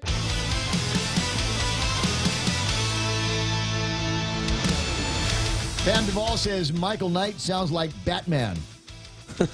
You have to say it now. You don't know what the heck I'm talking about? I am Batman. I am Batman. Oh. I am Batman. No, it's just, I don't know. You can say a bit more processing on your mic or something like that. John Herrera is online. Frankie Gutierrez is there. Who else is playing around? I'll get some new names for you in just a little bit. But as I said, Blake's in the studio. How you doing, everybody? I'm doing okay. It is Tuesday. It's a hair down Tuesday. I know. I didn't even notice. Clean hair. Yeah, Clean Hair Tuesday today. Get up, it's Jesus Day. Was it like actual shampoo? Yeah. And conditioner? Mm-hmm. What do you use? Because I'm sure there are ladies out there that are watching the program going, his hair is just so pretty. What does he use on his hair? He uses L'Oreal because he's worth it. Does he have a regime? No, every couple of days. First of all, I wash my hair every couple of days. But not because, they say that, right? Well, they say that. They say, like, you shouldn't wash it every day, but I guess, like 4 or 5 days is, again, too long to go. So maybe like every day and a half, every 2 days, I'll wash it. Mm-hmm. That's not to say I don't get it wet in that time. I just don't always wash and condition it. But anyway, I get from Ross, because it's the cheapest, nicest stuff you can find. There's a castor oil conditioner, I think, that's in my shower, and also a hemp protein shampoo. So I don't know. My other half, Mrs. Sports, she buys it. Yeah, all about the natural stuff. Yeah, so that's what we're rocking. I have Pert. Oh, do you? Yeah, just Pert. It's like the 3-in-1. It's shampoo, conditioner, body rinse, and I want them to come out. This is my favorite joke, is I want them to come out with the 6-in-1 where you can use it to shampoo and cream rinse and conditioner and body wash and barbecue grill cleaner. All of it. Put it in a car. I'm not detergent for your clothes. I'm not too picky though, because we do have like some, I guess, Garnier Fructis also in there, apple scented, and so I'll switch it back and forth. But I like to think that the castor oil and the hemp, because of how they market it, it makes my hair stronger and this more resilient. So I don't really know if that works, but I try to, But either way, I'm not high maintenance. I can use whatever. This stuff for the dogs, it works too. Yeah, it works. Yeah, the oatmeal. Mane and tail works best of all of them. Sure, well, mane and tail, I grew up on that. Yeah, it does work really well. Is there sports today? There is sports today. We had a battle of the kind of unbeatens as the Academy Cougars. They were 7-0 heading in. Now the Guam High Panthers, the Lady Panthers, they were 7-0-2. So they had 2 ties, but they hadn't actually lost. But last night, as they hosted the mighty Cougars from Academy, they handled their business, and they did so off the foot of Brennan King. She scores 2 early goals, and that helps beat the unbeaten as the Academy Cougars fall up on the hill of Guam High 3-2, the final there. And Brianna King, again, with 2 goals. She was your player of the game. So there's that. And then also, we talked a little bit about fencing, right? Fencing, haven't we talked about that? How Guam has a fencing federation. I'm sure it's come up on so couple of occasions. A 14-year-old high school freshman, and this is a pretty newsworthy because I don't know, Anica, Anika or Annika? Camacho is her name. I'd use Annika. Annika? Yeah. Okay, so Annika Camacho, 14-year-old freshman from here on Guam. She was part of the bronze medal winning Team Pacific over the weekend at the Oceania Fencing Confederation's Cadet Championships held in Wellington, New Zealand. And also, she is believed to be the first Guam athlete to earn a fencing medal in international competition. That happened back in 2017. She was 12. Granted a waiver to participate in the cadet division, which is reserved for 13 to 17-year-olds. She did so. She did it well enough to get her bronze medal there, and then she does enough. She won 7 of the 9 round-robin matches. She also had 3 bouts, scored 2 points each in 2 matches, and lost her 3rd one, all to capture the bronze for Team Pacific over the weekend. So chain link or barbed wire? I don't know. It doesn't say. Wrong fencing. Yeah. Privacy. Yeah, Pam says you look like Aquaman. I thank you. I just saw that movie on Friday. No, Momoa shaved his beard. He did. Well, but not an Aquaman. So I get, Aquaman and Momoa. Now there's a division, I guess. You know what I mean? Because he shaved his beard, so he doesn't look the same anymore. But he's got kind of a dual history. He's got the beard and all the stuff that he did for Game of Thrones and Aquaman. By the way, but he was pretty before that. Yeah. Oh yeah, he was like an underwear model. He was in Baywatch. He was in Baywatch Hawaii. I think one of the worst Baywatches that they did, but still he was in it. I didn't think the original Baywatch was any good. But I mean, if you're spinning off an already terrible show with Baywatch Nights and then Baywatch Hawaii Nights, girls with fake boobs in slow motion. That's the whole thing. It was a whole premise of the show. And cheesy stock music. Yeah, yeah. So how do you get better from there? I add Jason Momoa, I guess. That was his last ditch effort. Did you Game of Thrones? Did you see the headline? This has nothing to do with the spoiler content of the show. All right, because there's a spoiler-free zone. Right, I know. I saw the caption. But I will say this: it wasn't you, it wasn't me, it wasn't our TVs. There actually was a widespread complaint about to HBO, and I guess part of it was on HBO, and if you streamed it, it was even worse.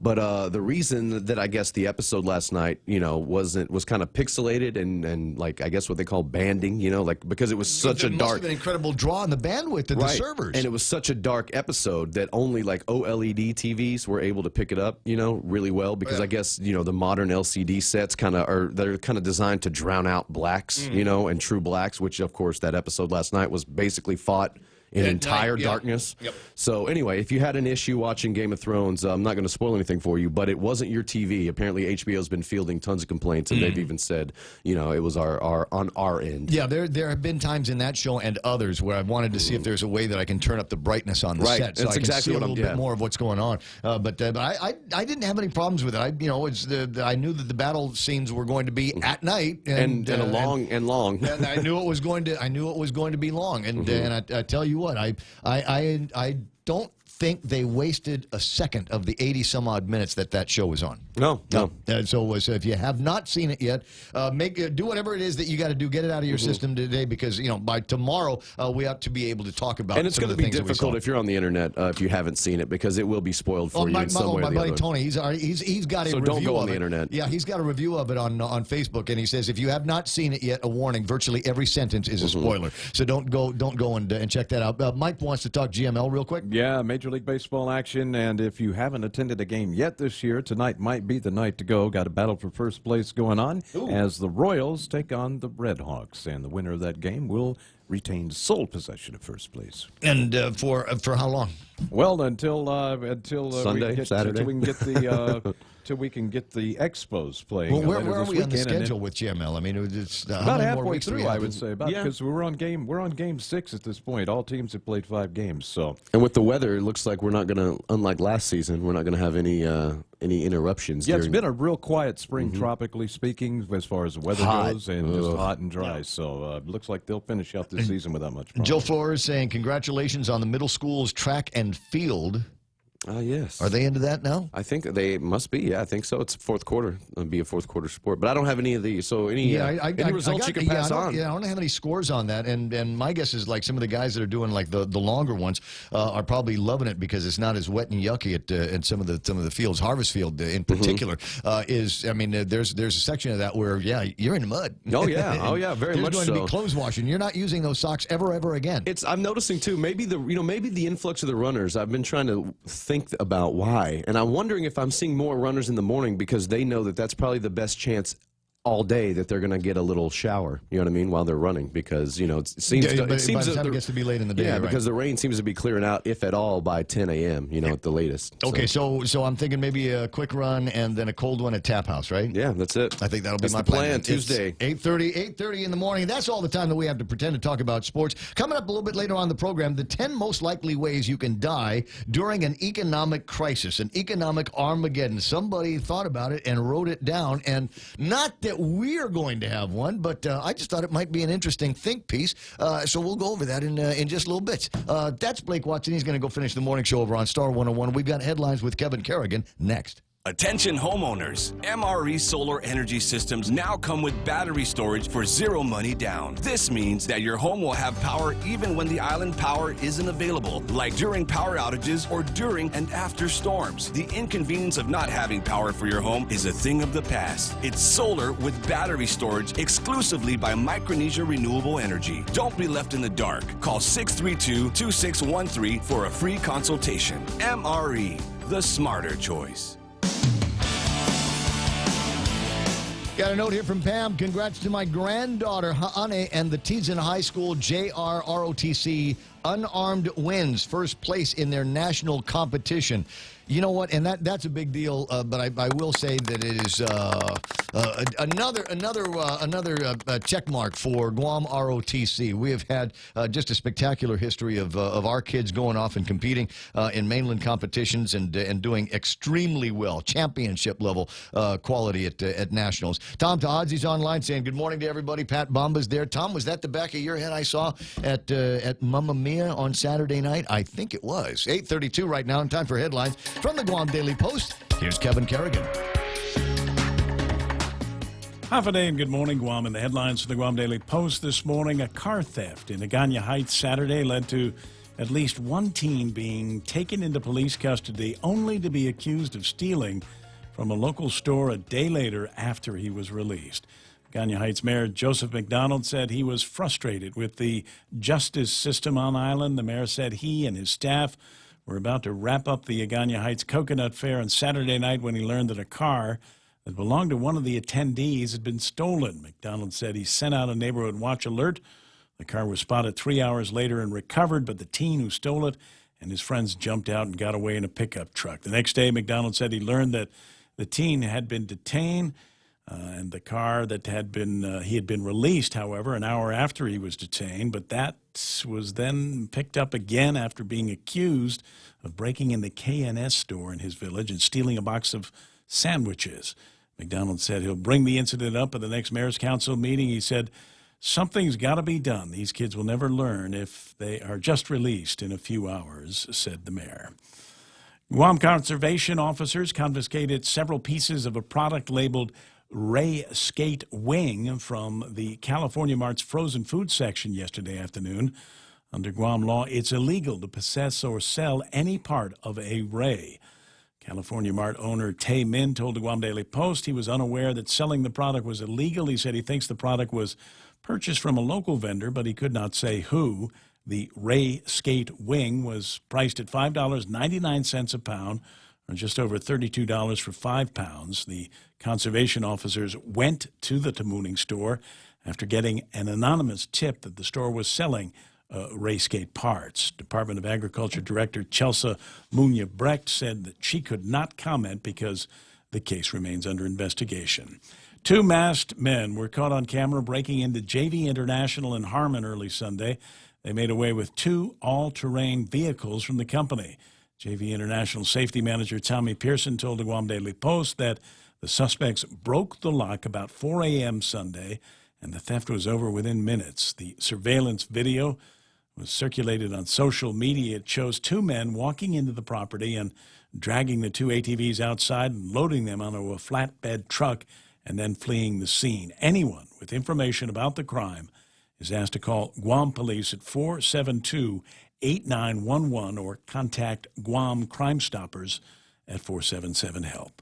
For these stories and more, log on to postguam.com or pick up a copy of today's Guam Daily Post. Studio time, 8:35. iConnect time, also 8:35. Swing by an iConnect and say, hey, you have a phone just for somebody that wants to make and receive phone calls?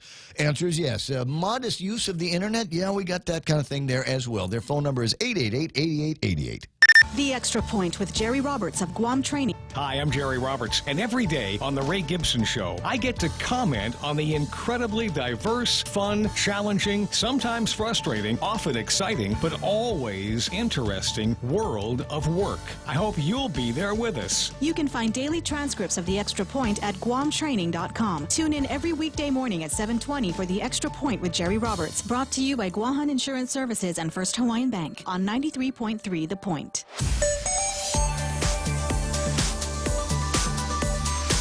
Traffic gizmo time.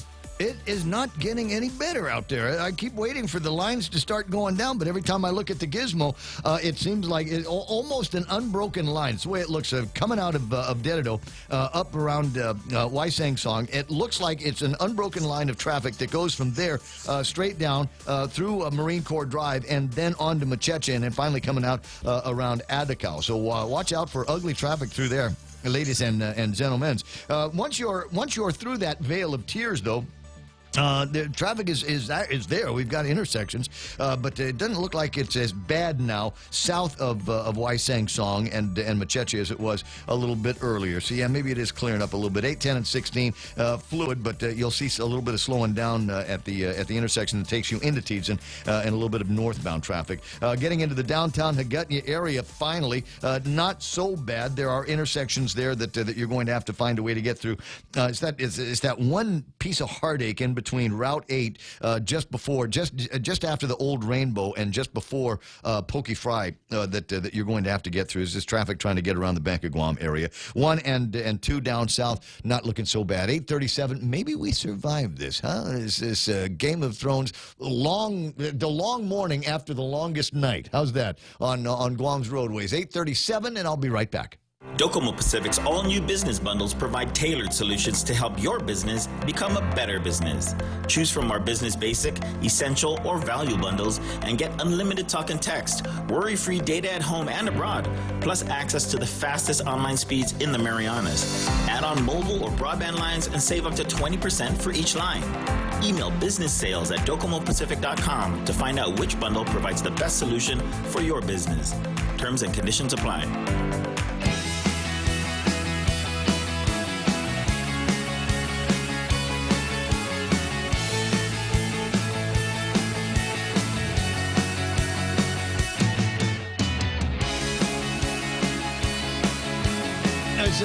Tedo from the ranch puts up on the Facebook Live. He says, Ramon, please help Angel Sablan draft up rules and regs for casino. He said the group he has is going to change their mind about bidding for it. I don't know. They're talking about timelines, and what's today? Today is the 30th of April. And the carnival is supposed to start on the 5th of June, so we got 35 days and a wake up before everything gets going, right? And so we're kind of all sitting around going, all right, what's next then? They've presented the rules. There has been a public hearing on the rules, and now the legislature will need to deliberate, and maybe make adoptions on the rules. Although, let me just ponder that for a second. Will there be an opportunity for the legislature to make the edits on this? Or because the bill only talks about approving the rules and regulations that have been brought to them. So I'm not sure if the legislature can modify those from just the read of the paperwork. You know, they either approve or not approve of the stuff. I don't know. You know, I've told you this already a couple of times. My suggestion was just repeal Talena's bill and go back to the old ways and make sure that there's adult supervision. And the Department of Revenue and Taxation needed to always be involved in this. I don't know that it's something that the mayors have to promulgate or stick in their own rules. It seems to me that they should have always been a part of the casino operations at the carnivals over all of these years. So I don't know. And Ken LG has offered his suggestions, like this one here. It says, Section 4.1.2, everyone working in the House of Cards will provide a police clearance that will be kept on file at the House of Cards for inspection at any time by Rev and Tax personnel. Okay. I see. I think I see what you're up to there, but why? In the grand scheme of things. Why do we need to make sure that everybody who's in there has got some kind of traffic clearance or court clearance? They're hired, right? They got the jobs. So what is that going to prevent? How will that help us to ensure that every dollar that goes in there is going to be accounted for and licensed and otherwise taxed? And who's going to oversight that? Ken, why do you have to make it so complicated? Well, basically what my suggestions were refinements on the rules, because that Section 4 you just quoted, it says 5 employees, the previous submission was 5 employees will be identified.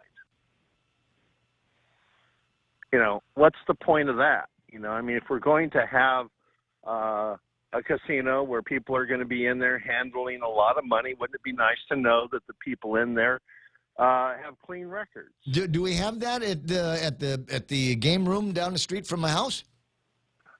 I have no idea. Probably not. Probably not. But so to Angel's point, I'm just throwing this out here. I got very little passion on this one way or the other. My thing is just easier is better. Simply the KISS rule. Keep it simple, stupid. I see from your testimony. I'm sure there was other testimony provided yesterday. I was watching Game of Thrones, so I missed it. I'm sure there were all kinds of other people that had all kinds of helpful advice on how we would set something up. And frankly, that proviso would be good if we were doing a full-blown casino, right? If we're down in Tumon Bay and I got this building that nobody else is using and I want to make it Ray Gibson's game room and casino, yeah, I could see that working it. But, dude, it's the carnival. Well, as you know, I have been an opponent to the casino as a funding mechanism for the carnival. And in the testimony submitted, there's dubious efforts that this money is actually going to the carnival. I mean, when they start siphoning it off to the first gentleman and to the mayor's council, I thought it was to fund the carnival, So the reason why I submitted testimony is because the previous rules were 24/7, 365 days a year, and we don't need to know who's running the casino.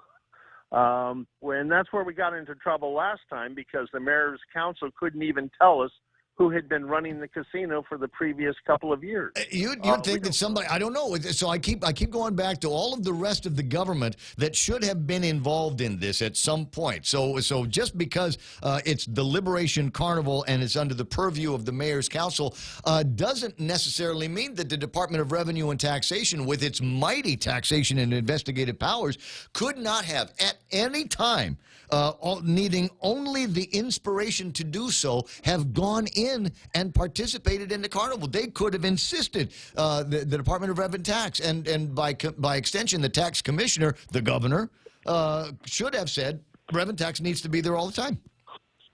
Well, my whole theory on this is a journey of 10,000 miles begins with the first step. There are elements that have been trying to legalize casino gambling in this community for years. And I saw this first effort when you looked at the rules as an effort to open the door for casino gambling. So that's why I participated in this rulemaking process. I mean, when we had the testimony, the majority of the testimony was, when I say majority, non-government testimony was against the casino.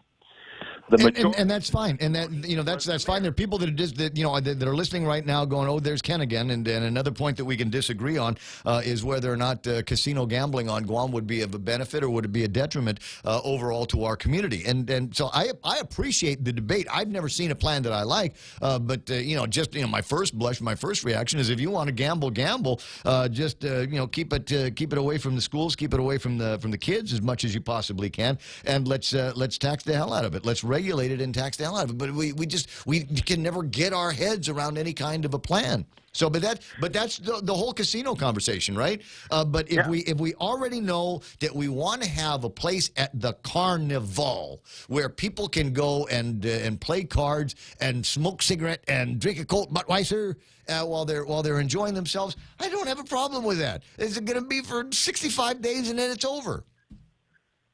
Well, that's why we got involved in it, because before we got involved in it, it was 365 days, 24/7. So. No, again, agree. They went too far, and there was no adult supervision that stopped them from doing it. And it seems to me that they were tone deaf over at Adelup and never stood up in front of this thing and said, "Yeah, no, it's only for the carnival guys. Stop trying to rework the rules around so that every village, every mayor that wants to have a party also gets to open up the casino where we're not tracking the dollars, where we're not tracking any of the influence." I get it, I understand, and all you needed to do was repeal the existing legislation and have the current governor of Guam, Lulian Guerrero, establish on her own the permissions for the carnival use, for the casino use. Well, my big point in arguing against this was if it's truly to make the carnival a memorable event, a family event, and return it back to the heyday of the 70s, because back in the 70s, the carnival was very well attended. Yeah, well, let's talk about a family event. You know, every Sunday night, Ray Underwood and Anna Underwood would have Petey and Roddy Himlani over to the house, my Uncle Charlie, my Auntie Joe, and they would sit around a bottle of scotch and a couple of packs of playing cards, and oh my God, they'd gamble. They would gamble, and they'd get into knockdown, drag out. Actually, they never fought. They had a terrific time. They had a terrific time doing that. It was something that people in their age group did. And around kitchen tables all over Guam, there's that degree of gambling. Come on, it's cards, man. No, that was something that was brought up that I thought was really interesting in the testimony yesterday. Was Angel Sublime brought up the fact that every village has a home casino in it, and everybody knows about it, and but nobody does anything about it. And one of the senators... Well, if he knows about it and it is illegal, then he is obligated to call the police department, the Attorney General's office, and the Department of Revenue and Taxation. So, yeah, I was talking with a couple of people afterwards. Because I don't gamble, I don't get invited to those kinds of places, so I don't know. But basically, Ken, not to put too fine a point on, I'm sure there's all kinds of places where after people have met you and talked to you, they're not going to invite you. Yeah. So there's no fun in my life. No, I'll play with you. We can have fun. Yeah, well, what they tell me is that there's houses where people go in, they pay an admittance fee, and the house takes a percentage of the pot. Okay, that's a casino establishment. But growing up, like you, my aunt on Sunday would have her girlfriends over, and they played cutthroat. I mean, they'd lay their 45s on the table, and they'd put their pile of pennies, nickels, and dimes on. They played cutthroat poker from 6 o'clock in the evening till about 5 o'clock the next morning. Yep. And whoever won the most had to take everybody to King's. Oh, the horror. For breakfast. The horror of gambling. See, that's different than going to a house in Jonestown and handing $50 to the guys you walk in, and then the owner of the house taking 10% of every pot. Now, but the fact that the mayors know this, and they know where the houses are, but they say nothing about it. You know, and that's probably why they haven't said anything about the prostitution bill, because, you know, that's a big contributing to the slush funds, maybe, you know. Well, just playing fast and loose with the allegations here. That's fine. Well, the whole point is that victimless crime is not being regulated because it's victimless. And that leads us right back into the Romeo-Juliet bill. We're going to lower the age of statutory rape for the convenience of who? Sounds like the AG's office. Yeah, make it easier for them, because then they won't have to prosecute so many cases. So, you know, that's why I'm, you know. I don't know. The more I'm reading up about that and the conversations from people, the more I'm convinced that bill is probably not going to go anywhere. I think that's going to get tabled. Well, this is Guam. Yeah, that's a fact. Like that. You're absolutely right. Bill 30. Look at the casino bill. Look at all the other bills that got pushed through at the speed of light. So you can't say never when it comes to the 35th Guam legislature. They are an interesting. They're turning into an interesting bunch here, and you know what? What is it? 2020 is going to be an interesting year for people coming out. So, do you know what nanoblading and dermaplaning is? Dermaplaning? Nope. Didn't think so. There might be pictures of it in the Daily Post. I'm not really sure. Now we finally hit a subject that I'm not going to opine about. What? No, it did. Let me play around with this one here. 10 most likely ways you can die during an economic crisis. Because I've been wanting to talk about this all morning. Well, the first one is you can starve to death. The second one is you can get hit by a bus. Well, no, there's plenty, and they come in a particular order. So I'm gonna riff on that for a little bit. I'll talk to you pretty soon. All right. All right. That's the amazing other governor of Guam. That's Ken Leon Guerrero, not Lou Leon Guerrero. Our phone number is 888-8255, 888-TALK. The 10 most likely ways you can die during an economic crisis. This is worth talking about. This is worth. You think about Venezuela. For Venezuela, there was once upon a time, Venezuela, I mean, that was the jewel in the crown of the hemisphere. Blossoming economy, and I don't know, they elected a communist or something like that, and everything went socialist. And as has happened, now all of a sudden, they're not making any food down there. Any food that people try to send by way of rescuing people, people driving the trucks are getting shot at, and the trucks are getting looted and burned. It's ugly. And so the top 10 most likely ways you can die during an economic crisis, borne out by today's headlines. Early stage riots. In the early days of the economic crisis will be calm in comparison to what is to come. We'll see national riots that encompasses major cities across the nation. They will be brought on by massive job loss, bank runs, exorbitant costs of goods, and the rebellious nature of the American people. Then there's robbery, because as the goods and services begin to dry up, people will get more desperate for food and medicines, fuel, batteries, water, things like that, and not hesitate to rob you and your business to get that. Ransoms. And there is an expectation that there will be an increase in kidnappings during the time of these economic crises, as people look for ways to find a way to get some kind of cash or gold or silver. So I'll kidnap you, go back to your family and say, you send me a couple of pounds of gold or your best jewelry or a pretty Rolex watch. Otherwise, Mike's going to get it.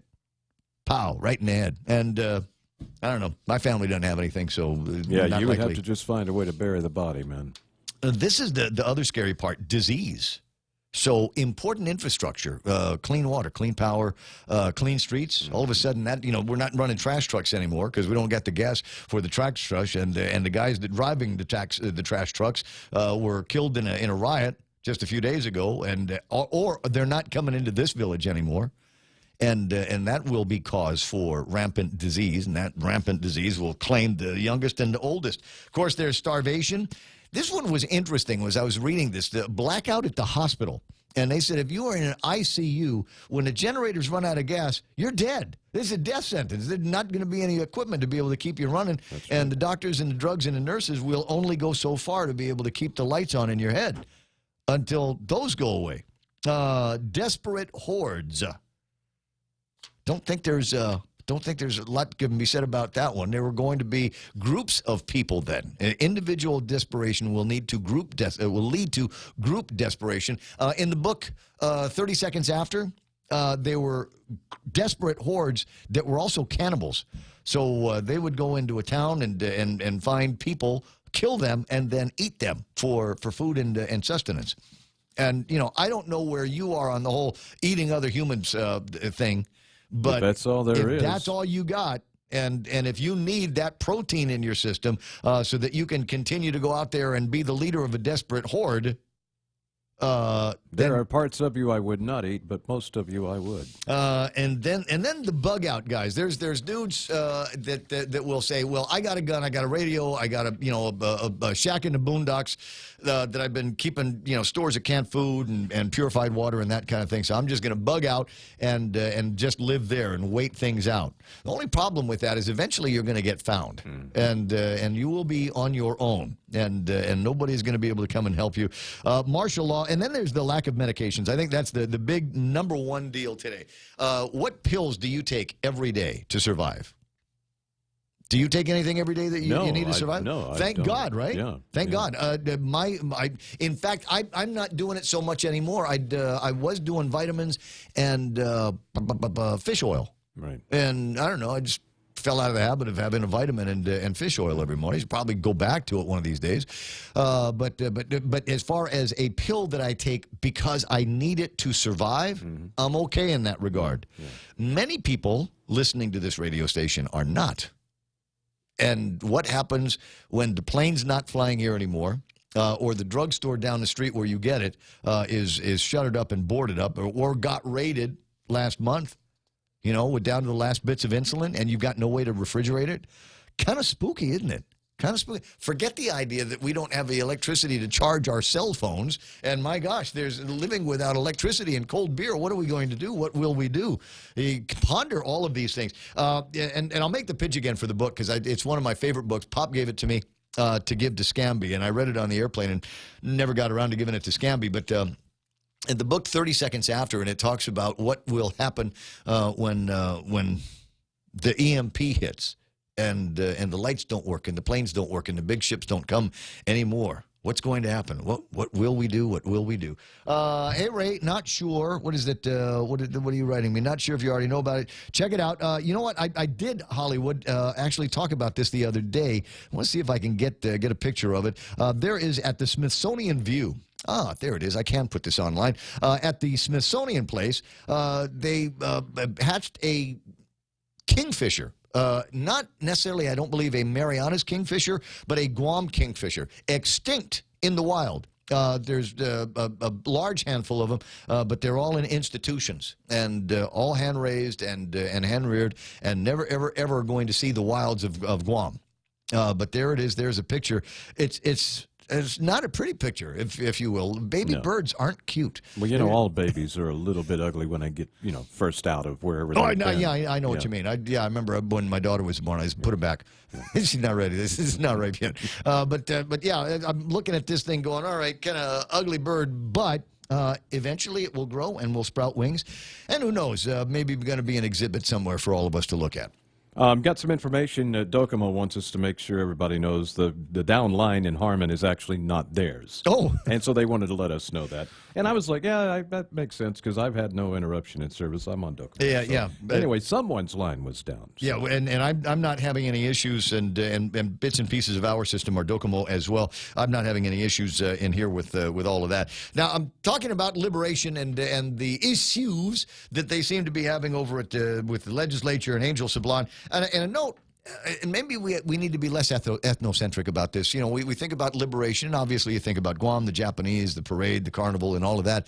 But generally, wherever there are Guamanians, you can have a liberation festival. I got on Facebook a note from my buddies. The South Carolina Guam Association is going to have on June 8th, at the Joint Base Charlton Short Stay at Moncks Corner, South Carolina, a get-together for the 75th Guam Liberation. There will be food and music and dancing and volleyball and raffles. And then we're all going to the lake. And we're all going to sit around in the lake for the rest of the day and have a really, really good time thinking about the people back home on Guam who, despite having years to plan the 75th Guam Liberation, are going to stumble around, as we usually do, trying to sort out something as simple as a room where you can play cards at the carnival. 9 o'clock in the morning, the radio station is KUSG. Hagutney. I want you to stand by. No, literally stand by your radio or your Facebook Live. Fox News Live is coming up next. I got another hour of yak that you are going to love, so don't you move.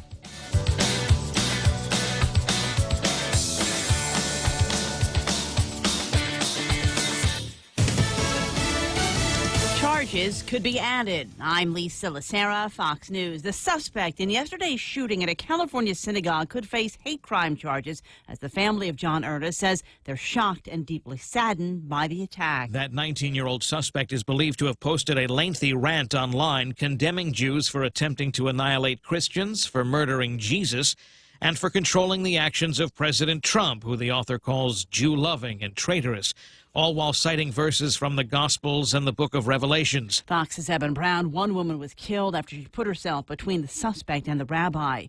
Federal agents arrest an Army veteran in California accused of planning a terror attack.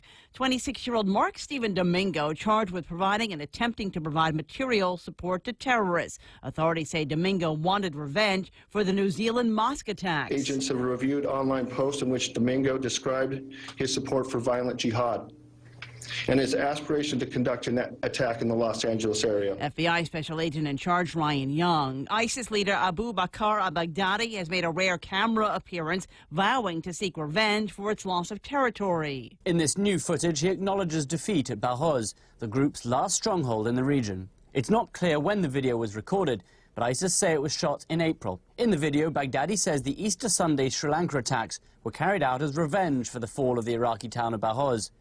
Baghdadi's image disappears towards the end of the video, though, and an audio recording of him discussing the Sri Lanka attacks is played instead, suggesting that this part was recorded after the main video was filmed. Baghdadi has a $25 million bounty on his head. Fox's Benjamin Hall. Former Vice President Joe Biden holding his first rally of the 2020 campaign today, talking health care reform in Pittsburgh. Health care is a right, not a privilege. Biden grew up in Scranton, Pennsylvania. This is Fox News.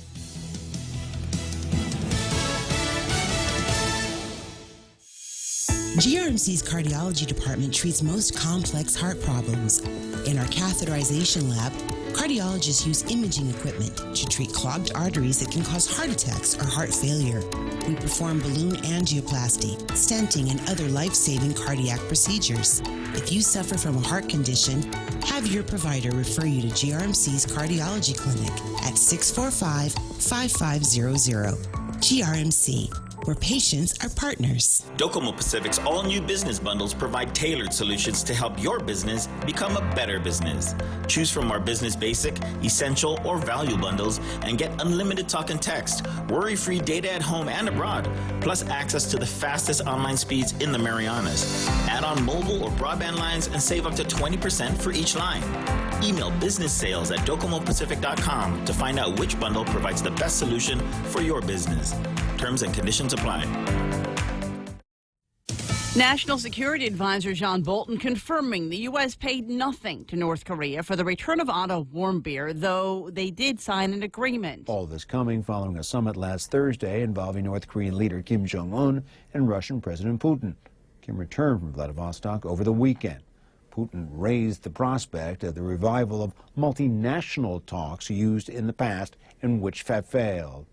Putin raised the prospect of the revival of multinational talks with North Korea. The Trump administration downplaying that prospect again, according to Bolton. President Trump is open to a third summit, we're told, but he prefers a one-on-one with Kim. But of course, that failed to deliver in Hanoi in February. In London, Greg Palcott, Fox News. Growing numbers of measles cases in New York State and the nation prompting New York State legislators to act to prevent further spread of the disease. The legislators say the bill is aimed at measles prevention. State Senator David Carlucci says when it comes to vaccinations, its goal is to remove all non-medical exemptions for children attending school in New York State. Patricia Rupert is health commissioner in Rockland County, where there is currently an outbreak. She says religious exemptions are a barrier in getting shots. She calls the proposed bill the next logical step in protecting the public health. The CDC in Atlanta says measles cases nationwide have topped 700, the most since 1994. In New York, Gernal Scott, Fox News. An appeals court denying Bill Cosby's latest effort to be released from prison on bail while he fights a sexual assault conviction. Lawyers for Cosby renewed their motion in a bail filing last week with Pennsylvania Superior Court. They claim Cosby is likely to have his conviction overturned due to trial errors. He's serving 3 to 10 years for drugging and raping a woman at his home outside Philadelphia in 2004. I'm Lisa Lacera. This is Fox News. Experience the Take Care difference. Take Care members can count on accessing a high-quality, credentialed network of on-island providers, including the convenient one-stop FHP Health Center and Urgent Care, access to an extensive off-island network of providers, and the island's largest offering of free fitness classes and health education programs. You can count on Take Care to deliver comprehensive, accredited insurance coverage and quality health care when and where you need it. Take Care. Our island, your health plan. Learn more at takecareasia.com. Good plan here. 5 after 9, something like that. Portions of the Ray Gibson Show brought to you by King's Restaurant with their crazy 19 menu. It's Madcap, it's zany, it's all your favorite food reimagined, re-engineered, recooked. Try it today at King's in Harmon. And Des Moines, also brought to you by Micronesia Renewable Energy. There's never been a better time to go solar. And APL, American President Lines, is shipping the future. Family Finance has been serving the people of Guam since 1959, and they'll continue to be there for you in the years to come. Whether you're looking to get a personal loan for that summer vacation or paying off those long overdue bills, Family Finance has got you covered. Apply for a personal loan from $1,000 up to $3,600 by calling Family Finance in Agutya at 475-4545, Upper Tumon at 647-5626, or in Dededo, 633-4473. Family Finance, serving the people of Guam since 1959. What's that? More? Yes. Portions of the program also brought to you by Guam Regional Medical City. First choice for your specialty care needs. The guys over at Wendy's. All your favorite burgers, all your favorite salads, and all your kinds of... We got two or three different ways to enjoy a chicken sandwich as well. And fish. The North Pacific cod fillet. The whole meal is available for you at Wendy's. Also brought to you by Cars Plus. Jen and Joey and Dunge up at the Cars Plus in Miami. They call it Cars Plus because they have cars, plus they do motorcycles. What brands? Harley Davidson, maybe you've heard of it. They have that up there in Mighty. You got to check them out. Real Talk Radio is back. Welcome to The Point, Guam's FM News Talk Superstation.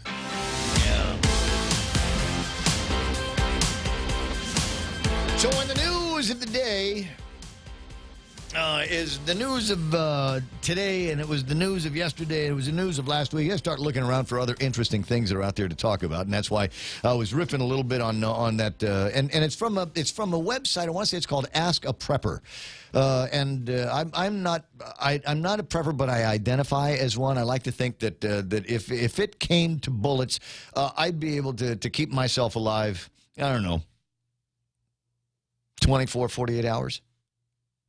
You know, and there's a mentality that, you know, among preppers that you need to be able to be self-sufficient forever, because if the bright flash comes, if there's the EMP, if the planes stop flying and the ships stop coming, what are we going to do? I worry. It's one of those things that literally keeps me awake at night. Is you know, something as simple as food security.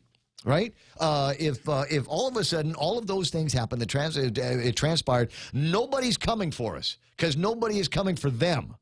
And they say, Guam really would like to help you, but we just, you're going to need to take care of yourselves on this. Until when? For the foreseeable future. What would we do? It's 165,000 of us here. And my guess is within about 24 hours, everything in every grocery store and every mom and pop store will be gone. It will have been bought up. Toilet paper and canned foods and breads and milk and eggs and everything that we take for granted now would be gone. You remember, it wasn't that long ago, people were freaking out because they couldn't get, I don't know, what was it, yogurt or something like that? The stores ran out of something because there was some shipping delay out in the States, and people were literally freaking out in the social media. Yeah, that's what happened with these little Frappuccino drinks. Right? You know, they had them, and then the ship didn't come in, and we didn't have them for 2 months. And I know Donna and I freaked out quite heartily. So what would you do if it was something like milk? Have you seen the pastures with no cows around them? Yeah. What would you do? What would you do for milk? Salt. Something as simple as salt, because even if you went out and hunted your own pig, if you don't have salt, you're not going to be able to preserve it because there'll be no electricity to put it on ice. Yeah. So, there's the fortunate thing about salt is it comes from the ocean. You can go and there's a long history of the people of Guam being able to do this, and you can still, if you really looked for it, if you tried hard, you might be able to go find some place that will sell you these old copper pots, kind of shallow things. You put some water in it, you stick it on a fire, and you burn the water away, and what you're left with is obviously the salt. And you want to be careful because there might be some other crap floating around in that water you put in there. But for all intents and purposes, you get some salt and you put that on the fish and you keep the fish. Another thing that'll work is the little plastic planter trays. Fill that up, put it in the sun. The fact that it's black will radiate the water out very quickly, and almost not as quick as maybe the copper pot. Yeah, so I mean, ponder those kinds of things, and then ponder how you will protect it. Because if somebody sees all of a sudden that you've got a way to make salt, they're going to want that. If they notice that you've got maybe a way that you built a still, so you can take lousy water like from the ocean, put it in the still, and then it will evaporate, and the droplets will fall into a thing, and then pretty soon you've got fresh drinking water. Not the most efficient way to do it, but it works, and has been done in the outer islands since time immemorial. But when somebody sees that you're able to do that, they're going to want the still for themselves. So that's why we always say the first item that goes into Go Kit is the pistola. If it goes into kit, if it doesn't, it stays on the hip. Know what I mean? Kenny Williams has always got a month's supply of warfarin. Ismail says, throw the pig in the ocean. To preserve it? I don't know. I mean, the warm oceans, I think after a while it'd start to go bad. And then you got to fight the fish, right? We probably wouldn't get base access even if the boom happened. No. My guess is that they would, all of those little things in the ground, and the little barriers, the guy at the gate, they press the button and all of a sudden a big metal thing comes up. My guess is the big metal things will come up. And I don't know if you've seen the fences around some of the bases. I think they're designed to be tackle-proof here. Lynn Perez online. Leticia Lujan is there. Kaz Endo, echoing a sentiment that Michael Knight did in the last hour. There are parts of you that I won't eat, but the rest of you, I would. Yes, wisdom from Michael Knight there. 9:11 in the morning. I didn't mean to end on the riff on 9/11, but anyway, take a look at Ask a Prepper. There's all kinds of other things that they talk about besides the 10 ways you're almost guaranteed to die during an economic crisis. But at least ponder for a little bit the idea that something like that could happen. We'll get into a happier conversation now because it's almost May, and there's going to be a longish, if you will, Golden Week for tourists coming out from Japan into Guam. It's one of our source markets, the big source market, and that's why you might see, if you're driving around Tumon and bits and pieces of Tamuning, Greater Tamuning area, you might notice how good this place is starting to look because guys over at the Visitors Bureau have thought it would be a good idea to work with some of the other concerned parties to make sure that we do look good for Golden Week. Pilar Laguatnia is online. Good morning, Pilar. How are you? Buenos, good morning. Thank you for having me on, Ray. Well, you know what? I know how busy you are, so I try not to bug you, but every once in a while, we talk about auspicious occasions, and this Golden Week going to be a little bit longer because there's kind of a new holiday that's getting tossed into it, right? Yes, it's a longer holiday for Japan, and we're very excited about it. It's going to really be good for our island, and thank goodness we're of close proximity to Japan. Mm-hmm. So it's now the ascension of the Crown Prince, right?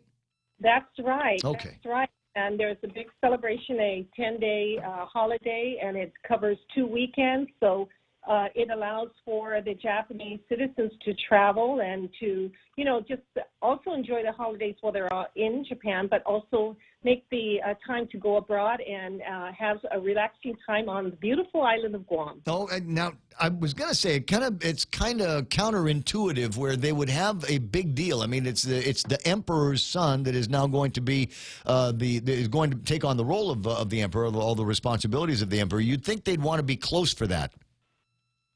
Yes, but they're also wanting to celebrate. It is a long holiday, and we were very excited to see some great success in our efforts to attract incremental visitors to Guam during this Golden Week. It's very traditional during this time of the year to have a lot of travelers from Japan come visit us. Golden Week this year is April 24th through May 5th. And during this particular time, Ray, we are going to have about 68 charter flights from about 9 cities in Japan come into Guam during this week period. Mm-hmm. And in order to make sure that our visitors are going to be really excited about Guam, and we wanted to do some things to prepare for Golden Week, which I'm calling it a Platinum Week for the traditional Golden Week period, because 68 charter flights, that's an incredible amount of great business opportunities that it will bring for our island community. And they represent about 12,400 some seats. And we're really excited. Most of those flights are 95% filled. Nice. And we can expect a total number of visitors from this period to be about close to 11,500 visitors. Huh. So what does that mean to Guam? I'm trying to do the multiplier against what the daily spend is from these guys. The total economic impact for Guam will be about $15.4 million. We are expected about $5.5 million on island spend during this time. So what we wanted to do is spruce up the island, at least the primary areas where the visitors are going to initially be very concentrated at, down in Sumun. So, we really did quite a bit to collaborate with some of our partners. I want to do a shout-out for Public Works, a shout-out for our police department, Office of the Governor, the legislature, everybody has been well informed about what we're doing. We've had meetings with our great partners at the airport, International Airport Authority, because as you know, they're going also through a major renovation. And so some of the areas in the airport are a little congested during the peak period. So we wanted to have all the ground operators know about the Golden Week and the movement of all the travelers arriving at our airport, leaving the airport to the hotels, and also after they finish their holiday to be able to process their departure out successfully. Yeah. So we wanted that to be a great experience for our visitors, or at least minimize the stressfulness that one goes through when you're going in and out of an airport anywhere in the world. So we thought it would be great to have Chamorro music at our airport, both at the arrival and departure area. And we're just so excited. We've got our local talents that will be meeting the flights even as early as the 1 a.m. arrivals throughout the day during Golden Week. And we will have some refreshments for our visitors coming in as they wait. And we will have some support to the airport with their existing ambassador program. And these ambassadors actually help facilitate the movement of people in line, just making sure that forms are filled, they're in the right line, and just make that as comfortable as an experience as possible. Yeah, I know. Kind of tricky when you got all the airlines kind of arriving at one time, and we don't have full manning upstairs at customs and immigrations. Well, I got to tell you, they've been fantastic. We've met with them. We've been having a lot of great communication with them in preparation of Golden Week. Oh, good. We've had these meetings ahead of time, explained what Golden Week is, what it means to Guam, and immigration, from customs, from the airport police. They've been all fantastic. And another thing we've done is, because we know a lot of our visitors are becoming more independent and they're renting cars out, so we started trying to see what we could do to brighten up some of these mediums by sprucing them up, water blasting, throwing some fresh paint on it. Saw that? Yes, that is the efforts of a lot of volunteers. We have to thank the military, who also came out to support us and volunteered labor to work with Public Works and Guam Visitors Bureau. And we also have put some efforts into this ongoing problem with the public park restrooms in some of the major parks on Guam, because we will have, as I mentioned earlier, more visitors on the island and more of our local people enjoying also the park. Oh, for sure. Well, I saw more local people enjoying Angel Santos Memorial Park, the Laddystone Park in Agana. Yes, and with everything, maintenance is the key, Ray, to everything that we do in terms of products and services that are offered to our visitor industry. And we, too, as our island citizens go out and enjoy Guam, would like to see the same quality and enjoyment. So it's very important that we all do what we can to keep things spruced up and fixed up, and the return comes back to us in many forms. And happy visitors means a repeat visitor. So we see that also being a very good trend for Guam, especially from Japan and Korea. We are enjoying a lot of repeat business, and that means they're seeing Guam as an enjoyable destination. But we have to always do what we can to make the product as polished as possible. Oh, and I don't know that you're going to get anybody that disagrees with that. There's just all kinds of things that we can do. You don't need to be DPW or work for the mayors or something like that. There's all these places that could use a little bit of cleaning and sprucing up. I'd mentioned yesterday, I'd been did some hiking down in Umatic over by SETI yesterday, and the place is looking good. I mean, they got that new mural up there that Professor Bavacqua did with some kids. So that place is looking really, really nice. But on the way down there, because of all the grass fires, now all of the foliage is gone, and you can see that people have been dumping junk into boondocks on the sides of the roads. I'm kind of hoping that if I mention it, some of the mayors of the southern villages can go down there and put some some KP duty for some of their guys to go and clean that thing out because, as you point out, there's a whole lot of FITs out there, and they're driving around and they're seeing the junk, and we can keep Tumon clean, but we can't do everything for every side road. That's right. And, you know, I have to say kudos to all those organizations and those mayors that have been, I see recently in the media that they're also initiating their own cleanup programs. This is so wonderful, and I hope it's contagious throughout the island community because we all can do something.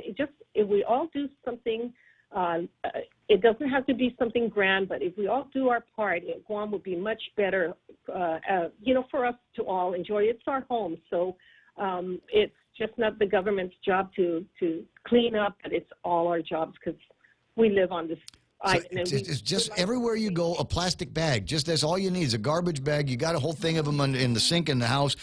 Take one with you when you go to the beach for your junk, and while you're policing up your area, getting ready to go, grab everybody else's junk, and the place will be clean for another day, and people will acknowledge that there are folks here that care, and will be more than happy to clean up. I do it every time I go to the beach. I take out more trash than I bring in. Yes. But, you know, I think if we keep reminding each other and showcasing and setting examples, I have a lot of faith that we all love Guam. That there's no doubt. But just taking the extra minute or two to do what you can when you see something out of place or report it. In the very least. In the very least.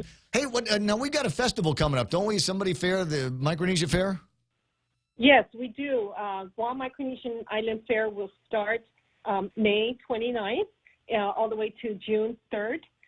June 2nd, excuse me, Ray. And it will be a wonderful event again to showcase all of the wonderful cultural assets of Micronesia. This is from the Republic of Palau to the Federated States of Micronesia, the Republic of the Marshall Islands, our neighboring islands of the Northern Marianas and Guam. And so it's one of our most favorite times because we get to not only showcase each other's culture, but we get to be with our brothers and sisters within the region of Micronesia and also show off our offerings to visitors that come. And our local community really loves this. It's a great time to, also it's a great opportunity to see what talent we have in preparation of FestPac coming up in 2020 in Hawaii. So it's a good practice time for our own cultural artists to showcase what they can do.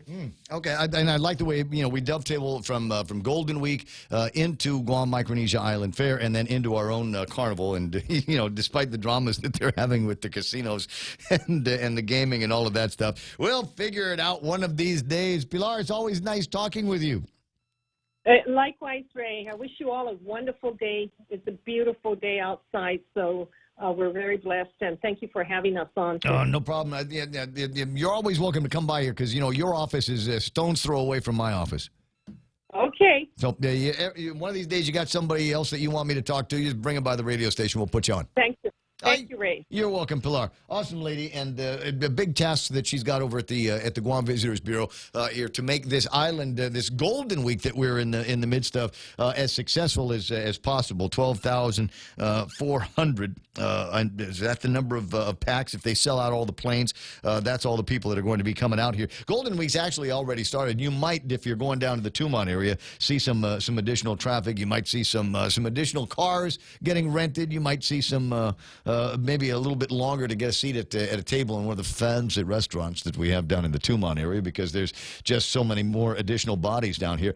James, Rose, Marie, Cruz online, Yvonne Cruz, Benavente. I see Terry DeBold, Ike Iseki. Rudy Magallanes with a question online says, did I hear right? Not all of the checks released are 2018, some are 2017. Yes, you heard that right. I was under the impression that the checks that were going out, 900 some checks, $6.7 million, were 2018. Well, as it turns out, I think what's left of 2017 right up until January the 28th of 2019. right, for returns that have been turned in through there. But here's the rub, is that was the first day you could turn in a return. That was the first day they accepted a return. So it's fuzzy on how many of those checks, of the 900, how many of them are 2017, how many are going to be for tax year 2018. I don't know. And Kevin was talking with Ed over at Department of Administration. I don't think he had the numbers either. So it's one of those things, kind of a crapshoot, if you will. Is if you turned it in on the 28th, maybe you got a tax refund coming from you. But I don't know. Yeah, in my humble opinion, if they got any 2018 returns out right now, it's a definite step in the right direction, because we didn't see any 2017 returns coming back until about, what, July? Yeah, August, I'd like have to check. I don't recall what the timing was around this time last year as far as tax returns. I mean, there's some people that say that the Calvo administration did a pretty good job of getting the tax returns out early. As opposed, we're not waiting 6 months. We've got the cash. We're going to try to get them out, and then it will start the whole argument over again about the Tran bill. You remember the Tran bill? Yeah, where we need the Tran bill, borrow the money and use that to equally disperse out the cash instead of waiting, peaks and valley times, and how we're doing on collection. So there's some of that conversation that we can still have if you want to. I don't know that I'm all that interested in it. Like I said, I have no expectations. In fact, my expectation is to pay probably a lot for 2018, and in fact have not yet filed my return. I got an extension, and maybe, I don't know, when it's not Game of Thrones time anymore, maybe I'll I don't know, actually start opening up those envelopes that say important tax information enclosed. I haven't actually gotten around to that part. Everybody got a place on the kitchen table with junk like that? Yeah, I've 2 places on the kitchen table. I've space there for 4 humans or tax paperwork and bills. There you go. Yeah, and me and whatever. So let's talk about Games of Thrones. Now I'm so sensitive about the spoiler thing. Yeah. As I'm going around Facebook, I'm looking at things going, oh no, don't, that's a spoiler. Ooh, terrible. And I'm going, why do I care? I watched the episode. I saw it with my own eyes. And I'm still sensitive about people posting up spoilers.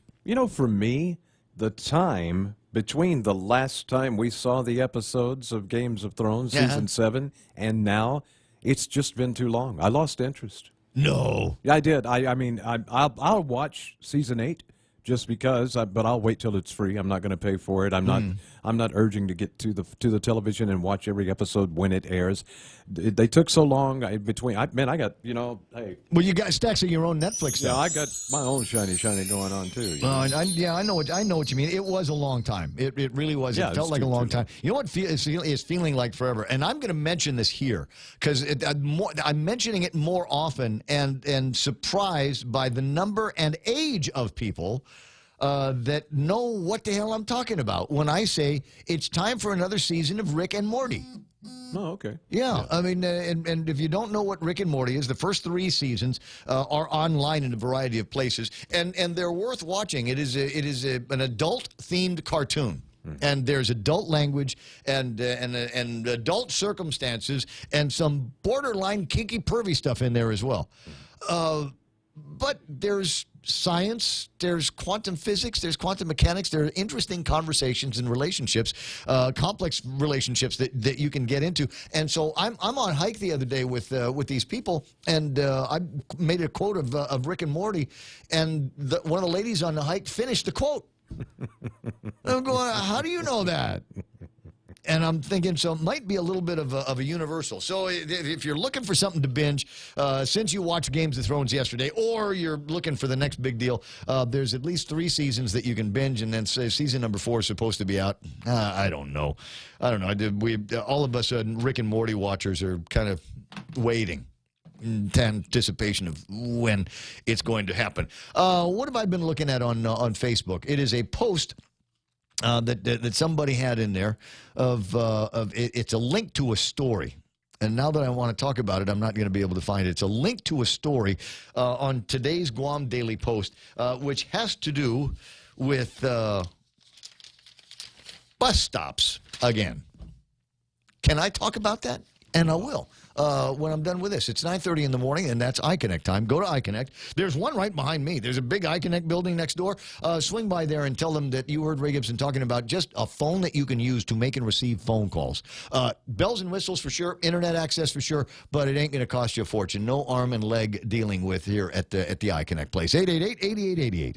Do you know someone who has difficulty following conversation in noisy places or turns up the TV a little too loud? These may be signs of a hearing loss. Ross Hearing Aids specializes in hearing evaluations, custom-fit hearing aids using the latest in wireless digital technology, and custom-fit hearing protectors. Call Ross Hearing Aids today to schedule a complimentary hearing consultation. 637-HEAR, 637-HEAR. Ross Hearing Aids, located across Shirley's in Harmon. What have people been telling you for as long as you can remember? Things that have in some ways framed how you see yourself and what you have and haven't achieved? We all listen to those words, and they make an impact. I'm Jerry Robertson. At 7:20 a.m. on The Ray Gibson Show, we're going to talk about the power of labeling. You can find daily transcripts of The Extra Point at GuamTraining.com. Tune in every weekday morning at 7:20 for The Extra Point with Jerry Roberts. Brought to you by Guahan Insurance Services and First Hawaiian Bank on 93.3 The Point.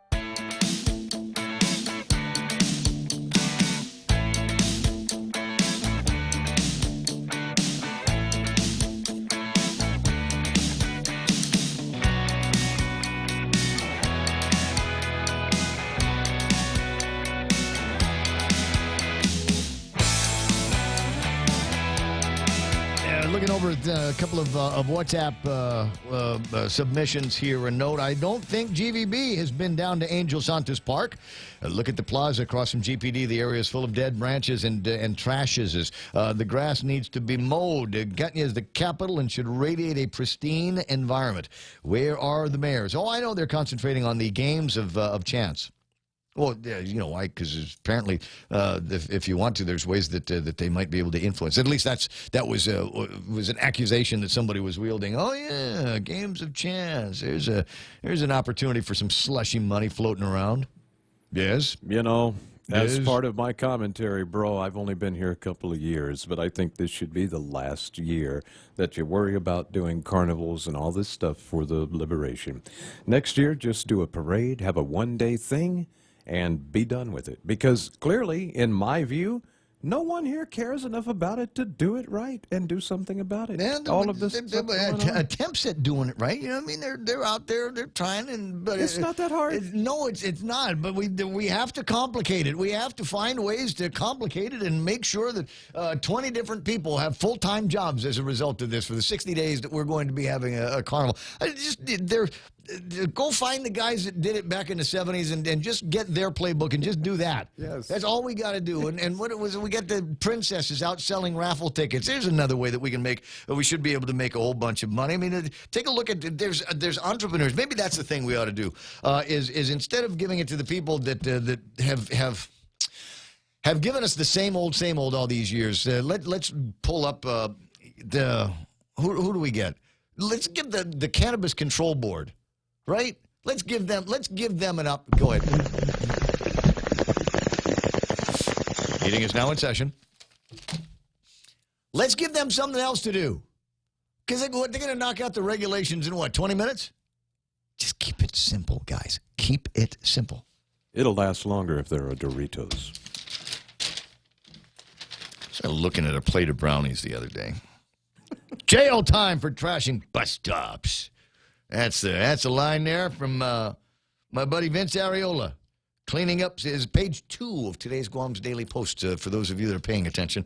Cleaning up school bus stops on Guam may require legislation that imposes mandatory jail time for anyone caught defacing or trashing the property, said the Department of Public Works Director Vincent Areola. He suggested 2 or 3 days in prison for offenders. Currently, anyone caught littering faces a maximum fine of $200 and minimum of $200, max of $1,000, as well as some community service being made to pick up litter in public places for subsequent offenses. DPW responsible for maintaining bus stops. That includes picking up trash in the area. So I'm lucky. I got a good mayor. And I like the way he goes around. And the bus stops in my hood are nice. And there's, you know what? There are trash receptacles there. He's got trash cans, and every day somebody comes around and picks up the trash in the trash cans. If you have a trash can, the trash generally will go in there.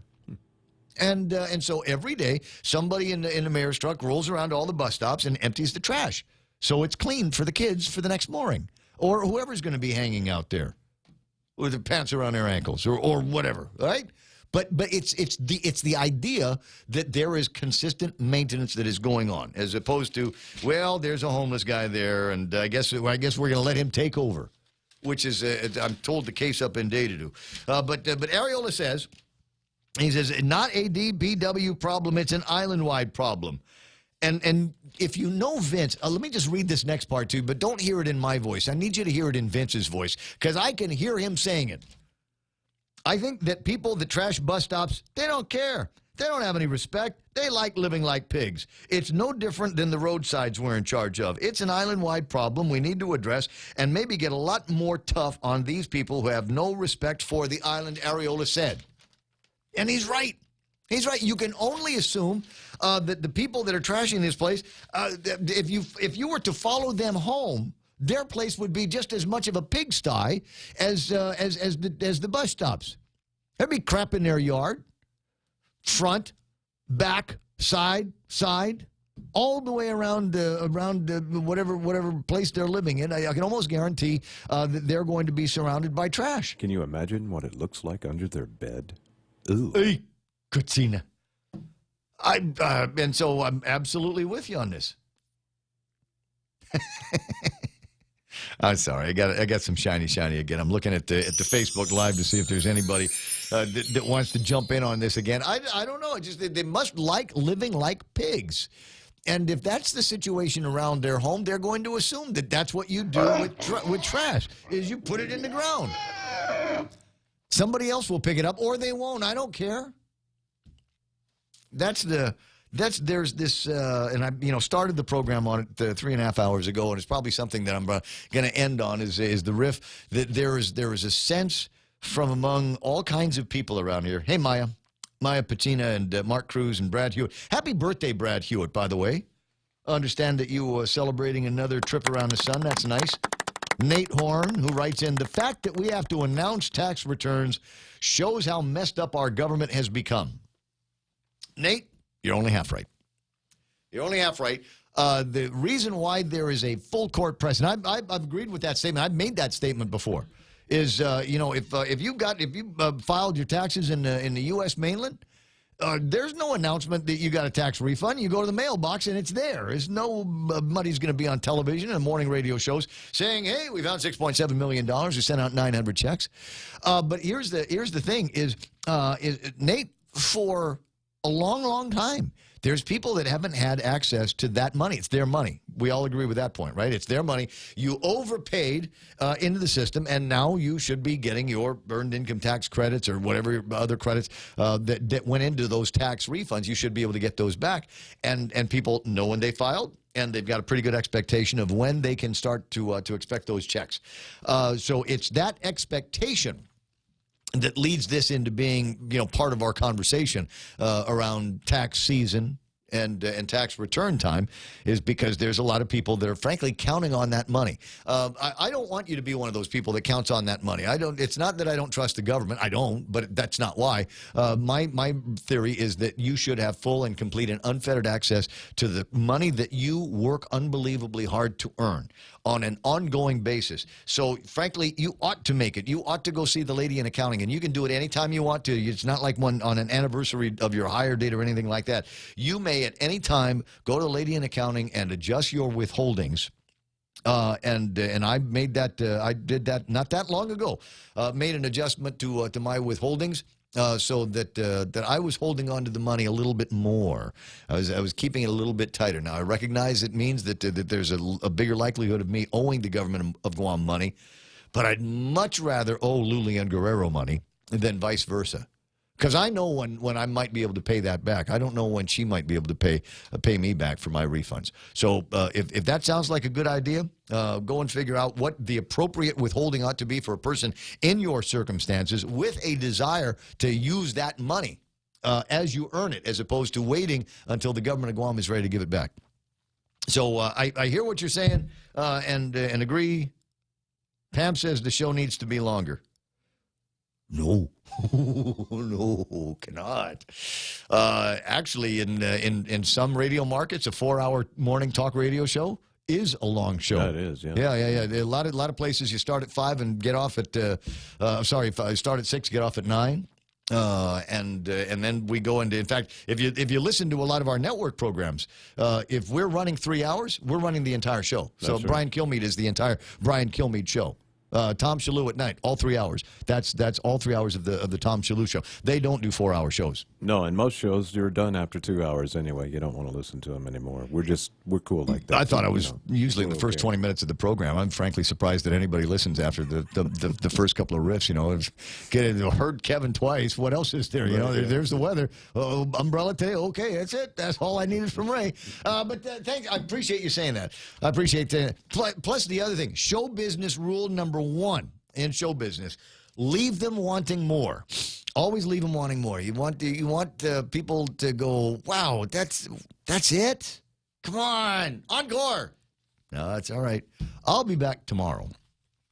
Is the thing, and then there's Ray Gibson rules of entertainment, and one of them is repetition is the death of magic. I'll give you some time to write that down. Right. Repetition is the gift is the death of magic, and you'll know. I hope when you pay attention. Let me just kind of riff on this because I don't get to talk about myself enough. I think on the show, but you'll notice that when I do live reads for different companies and businesses, it's virtually never the same twice unless I'm in a hurry for something. I like to do it differently because I want to do it differently. I want to challenge myself to be able to come up with another clever way to remind you to go eat at Wendy's, as an example. It's not just, hey, great tasting, good for you spaghetti at the spaghetti and chicken sandwiches and the Baconators. I got into an argument with somebody. I mean, almost a knockdown drag out because he was telling me that the bacon on the Baconators wasn't thick enough. That's heresy. That's what I said. Sacrilege. So I pushed him down a cliff. Speak ill of Wendy's. Get out of here with that nonsense. So that's the thing. I try not to do things the same way twice. It's important that we have a format, some kind of rule, guidelines for when the show begins and ends, and where we do news and traffic and things like that. But otherwise, I try not to. I try to make it interesting to me because then I think it's going to be interesting to you. But when you get that format thing worked out, let me know about that. Let's forget it. Yeah. Forget it. I've just, I've tried. I've worked with people that have likewise tried to screw me into a groove. Impossible. Yeah, we just wing it in here, man. Fact, Jack. Anyway, thanks for letting me talk about me. It's always nice. 9:43. Did I already tell you I'm going to get a haircut today? That's the rule. I'm going to try to get a haircut. And there was all kinds of people earlier in the program that was saying, hey, you know what you need to do is you need to find a gay hairdresser. Well, without putting too fine a point or naming people, my current hairdresser is gay. She is gay, and but more so to the point. I guess you were talking about a gay guy hairdresser to do my hair, because who better than a gay guy would know what would make a guy like me handsome? And I'm thinking a woman could probably do that as well. I don't know that any one team or the other has any kind of who's the final arbiter of what looks good on guys.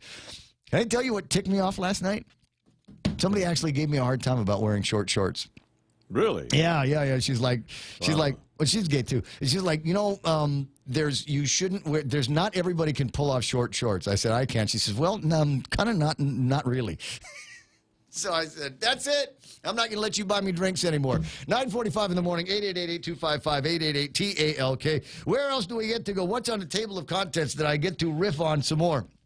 Oh. Is this it? Hold on. This is the... I've developed a nasty habit here. I've decided sometimes I don't need to bring the entire newspaper in. I just bring out the parts that I want to riff on. And so I've got all these clippings. And then what happens is I will look for a clipping, and I won't be able to find it while I need to talk about it. And this might... There, found it. Found it.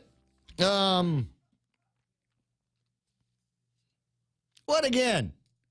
I can hear you laugh. No, it's just my timing is not impeccable. It's close enough. Better than government work. There are, in today's classifieds, at least two people that have apparently found the secret to eternal life. Oh. And I don't know what the secret is. I'm not suggesting that they put that in the classified ads. I will, however, say they must have found the secret to eternal life because they no longer need their cemetery lots. Oh, wow. What? It's in the classifieds. Ad number 1, double cemetery plot number 6, burial for 2 at Guam Memorial Park up in Barrigada. Really? Don't need it anymore. Gonna live forever. I'm going to sell it back. I looked at the place. It's nice, Maybe they're going to get their ashes blasted into space like James Doohan. I could just, it's $7,000 for this, his and hers, the Romeo and Juliet plot that they have there. Mm-hmm. And they're going, well, since we're going to live forever, I don't think I need it anymore, so I'm going to sell that. I like that. I like that kind of thinking. That's confidence. That's cojones. And normally that would be interesting by itself. This is made even more interesting because there is another somebody that wants to sell their plot, for sale by owner, burial plot, and then it gives a phone number. And again, must have found the secret to eternal life. I don't need my burial plot because I'm not going to die. Maybe they're in cahoots. Maybe what church do these guys? Maybe it's possible they go to the same church, it could be. Right? And they got the same crazy pastor that's saying it's the rapture is coming. Don't bother with because you're going to die and then we're going to bring you back, right? So just wait, just wait it out. Don't die, don't get buried because the rapture is coming just anyway. So just sell whatever you got, sell your burial plots and that kind of thing. But I don't know. I've never been involved to that degree in a family burial, right? Normally, the degree that I get involved, because I got the voice right, is, okay, you can do a eulogy. But as far as planning out all of the bits and pieces for the funeral, that's always been somebody else's job, because there's no way I've got the level of maturity to handle that kind of thing. Because I'd be like at his funeral home making fart jokes. There's nothing wrong with that. During the funeral? You're paying for it. Oh God, what's the definition? What's the definition of temptation? A ventriloquist at a funeral. Okay, all right, it's enough of that. But I've never been asked to take on any of the important things. So when you talk to me about a double burial plot at Guam Memorial Park, $7,000, is that a good deal? It sounds like for a double. It sounds like a pretty good price. $3,500 a head. Yeah. Do you have to go at the same time? Hope not. I don't know. When Mom passed, we did the cremation. Right. And, we just kind of opened up. And this was the weird part, without getting into too much detail. I don't know how I can stop it now. But what we did was we opened Daddy's crypt, my grandfather's. Right. And stuck her in there. Oh, okay. Yeah. Nice. Well, and there are some families that will do that, and it's not a question of saving money. It's just that that was always Daddy's girl, right? So it's fitting that she spends the rest of eternity in the same place as her. So anyway, that has always been kind of interesting to me on all of those things. And every once in a while, I'll get this thinking like one of these days hard to believe, but one of these days I might pass away. I might expire from, I don't know, falling down the Seti Bay Falls or I don't know, goofing off with a married woman, or it's just whatever, right? There's something may happen there that will cause my timely or otherwise untimely demise. And everybody says, well, what plans do you have in place for, your final needs, I think is what they call that, right? Yeah. And the answer is, I ain't got nothing. Yeah, me either. You know what? Throw me in a ditch, throw some lye on me, I'm good. Dig a hole in the backyard. There you go. There you go. Now, my dad had a pretty, and the way they did Pop was actually pretty good. I don't know that they offer it here, but he was in the Navy, and he wanted as close as possible to a burial at sea. And so we took him. We took his cremains on a boat, but and that part in and of itself is not that much of a big deal, right? But the interesting part was the company that did his cremains put him in a box that was meant to be placed in the water. Okay. And so it was designed to bob along a little bit and slowly disintegrate, you know, as you're watching it bob along in the sunset, waiting for the green flash. And eventually the bottom of it will wear away, and the cremains will come out, and the whole thing will just sink into the ocean. Wow. And just a beautiful, like I said, I don't know if they have anything like that around here, but still, I think that would be a pretty wonderful way to do it. And I think, and in fact, I know I'm attending more funerals where there are more cremains rather than burying an actual body.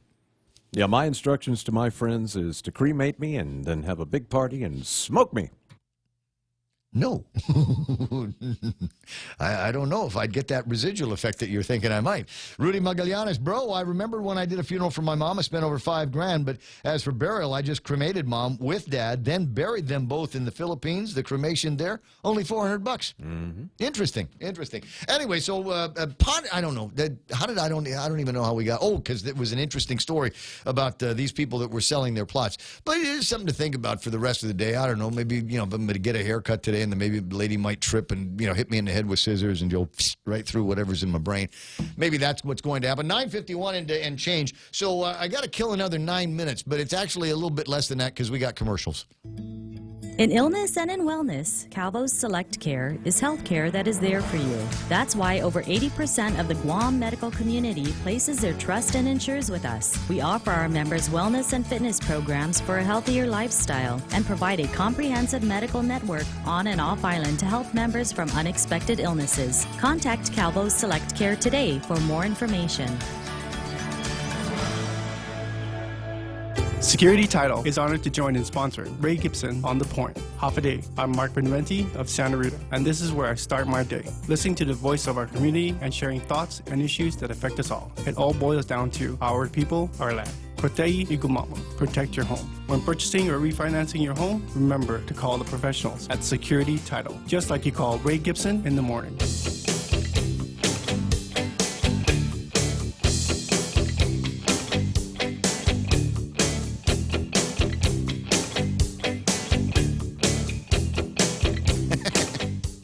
I've been invited on Facebook to the GTB Down Under Dash. As for the Guam Territorial Band, I don't know what the Down Under is referenced to, but I saw Down Under Dash, and racing was the last thing that popped into my head. Just 29, 30 other things that... What? You're there? It's going through your head, too. Actually, no. First thing I thought was 5K? Australia.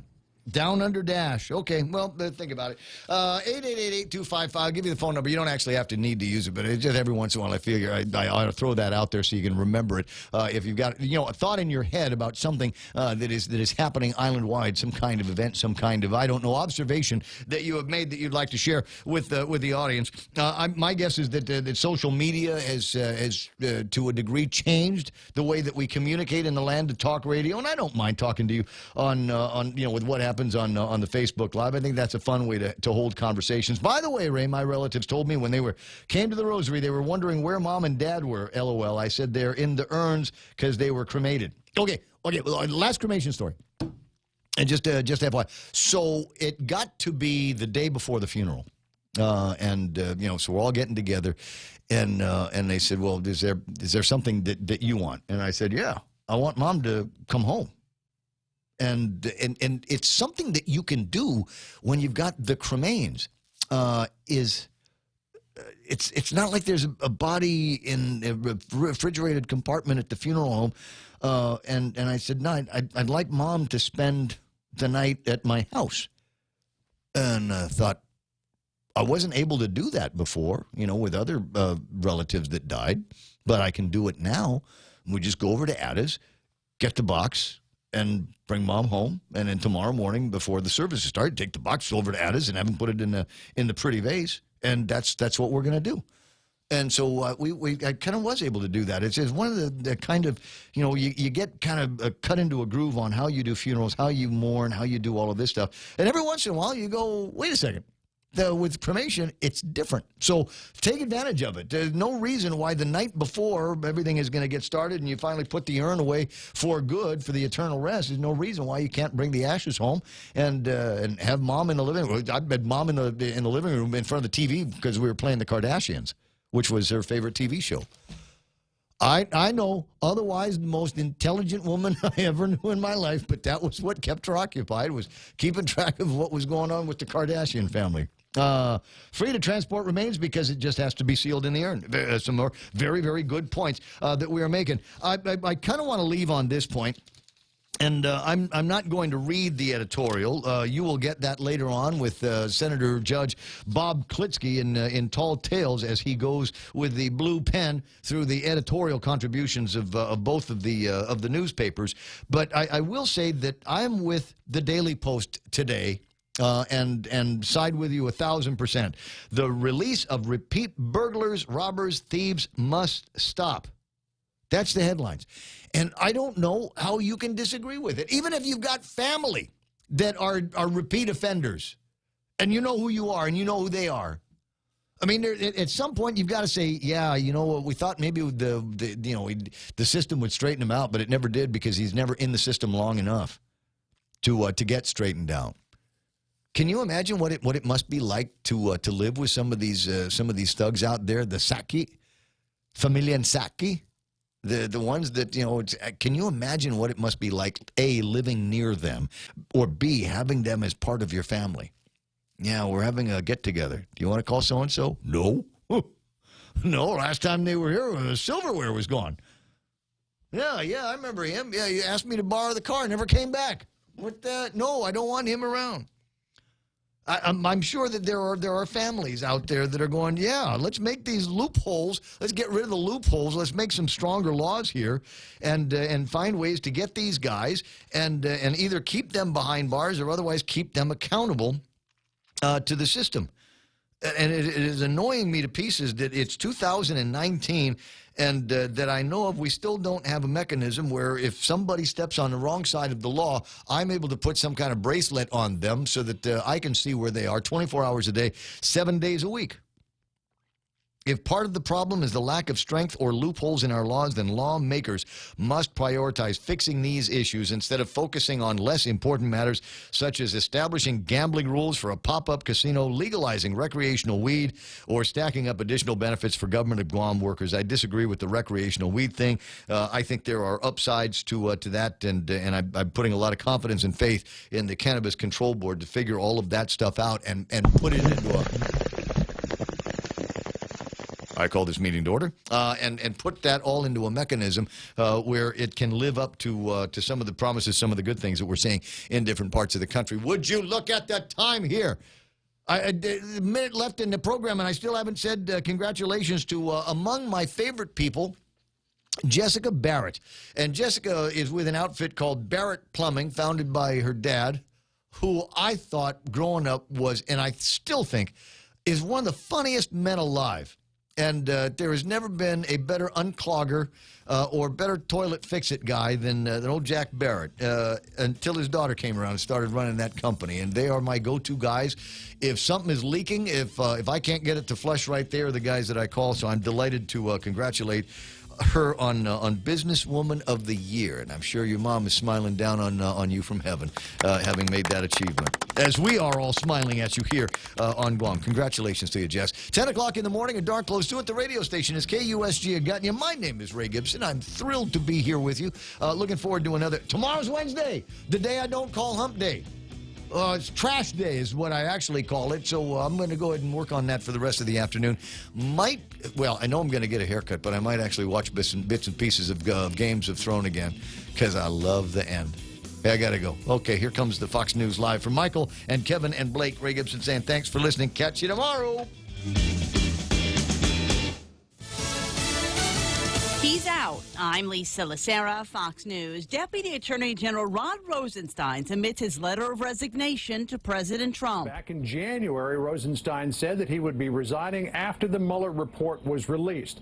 In his resignation letter today, Rosenstein said that the department made rapid progress in achieving the administration's law enforcement priorities. Attorney General Barr, he praised on Rosenstein, saying, quote,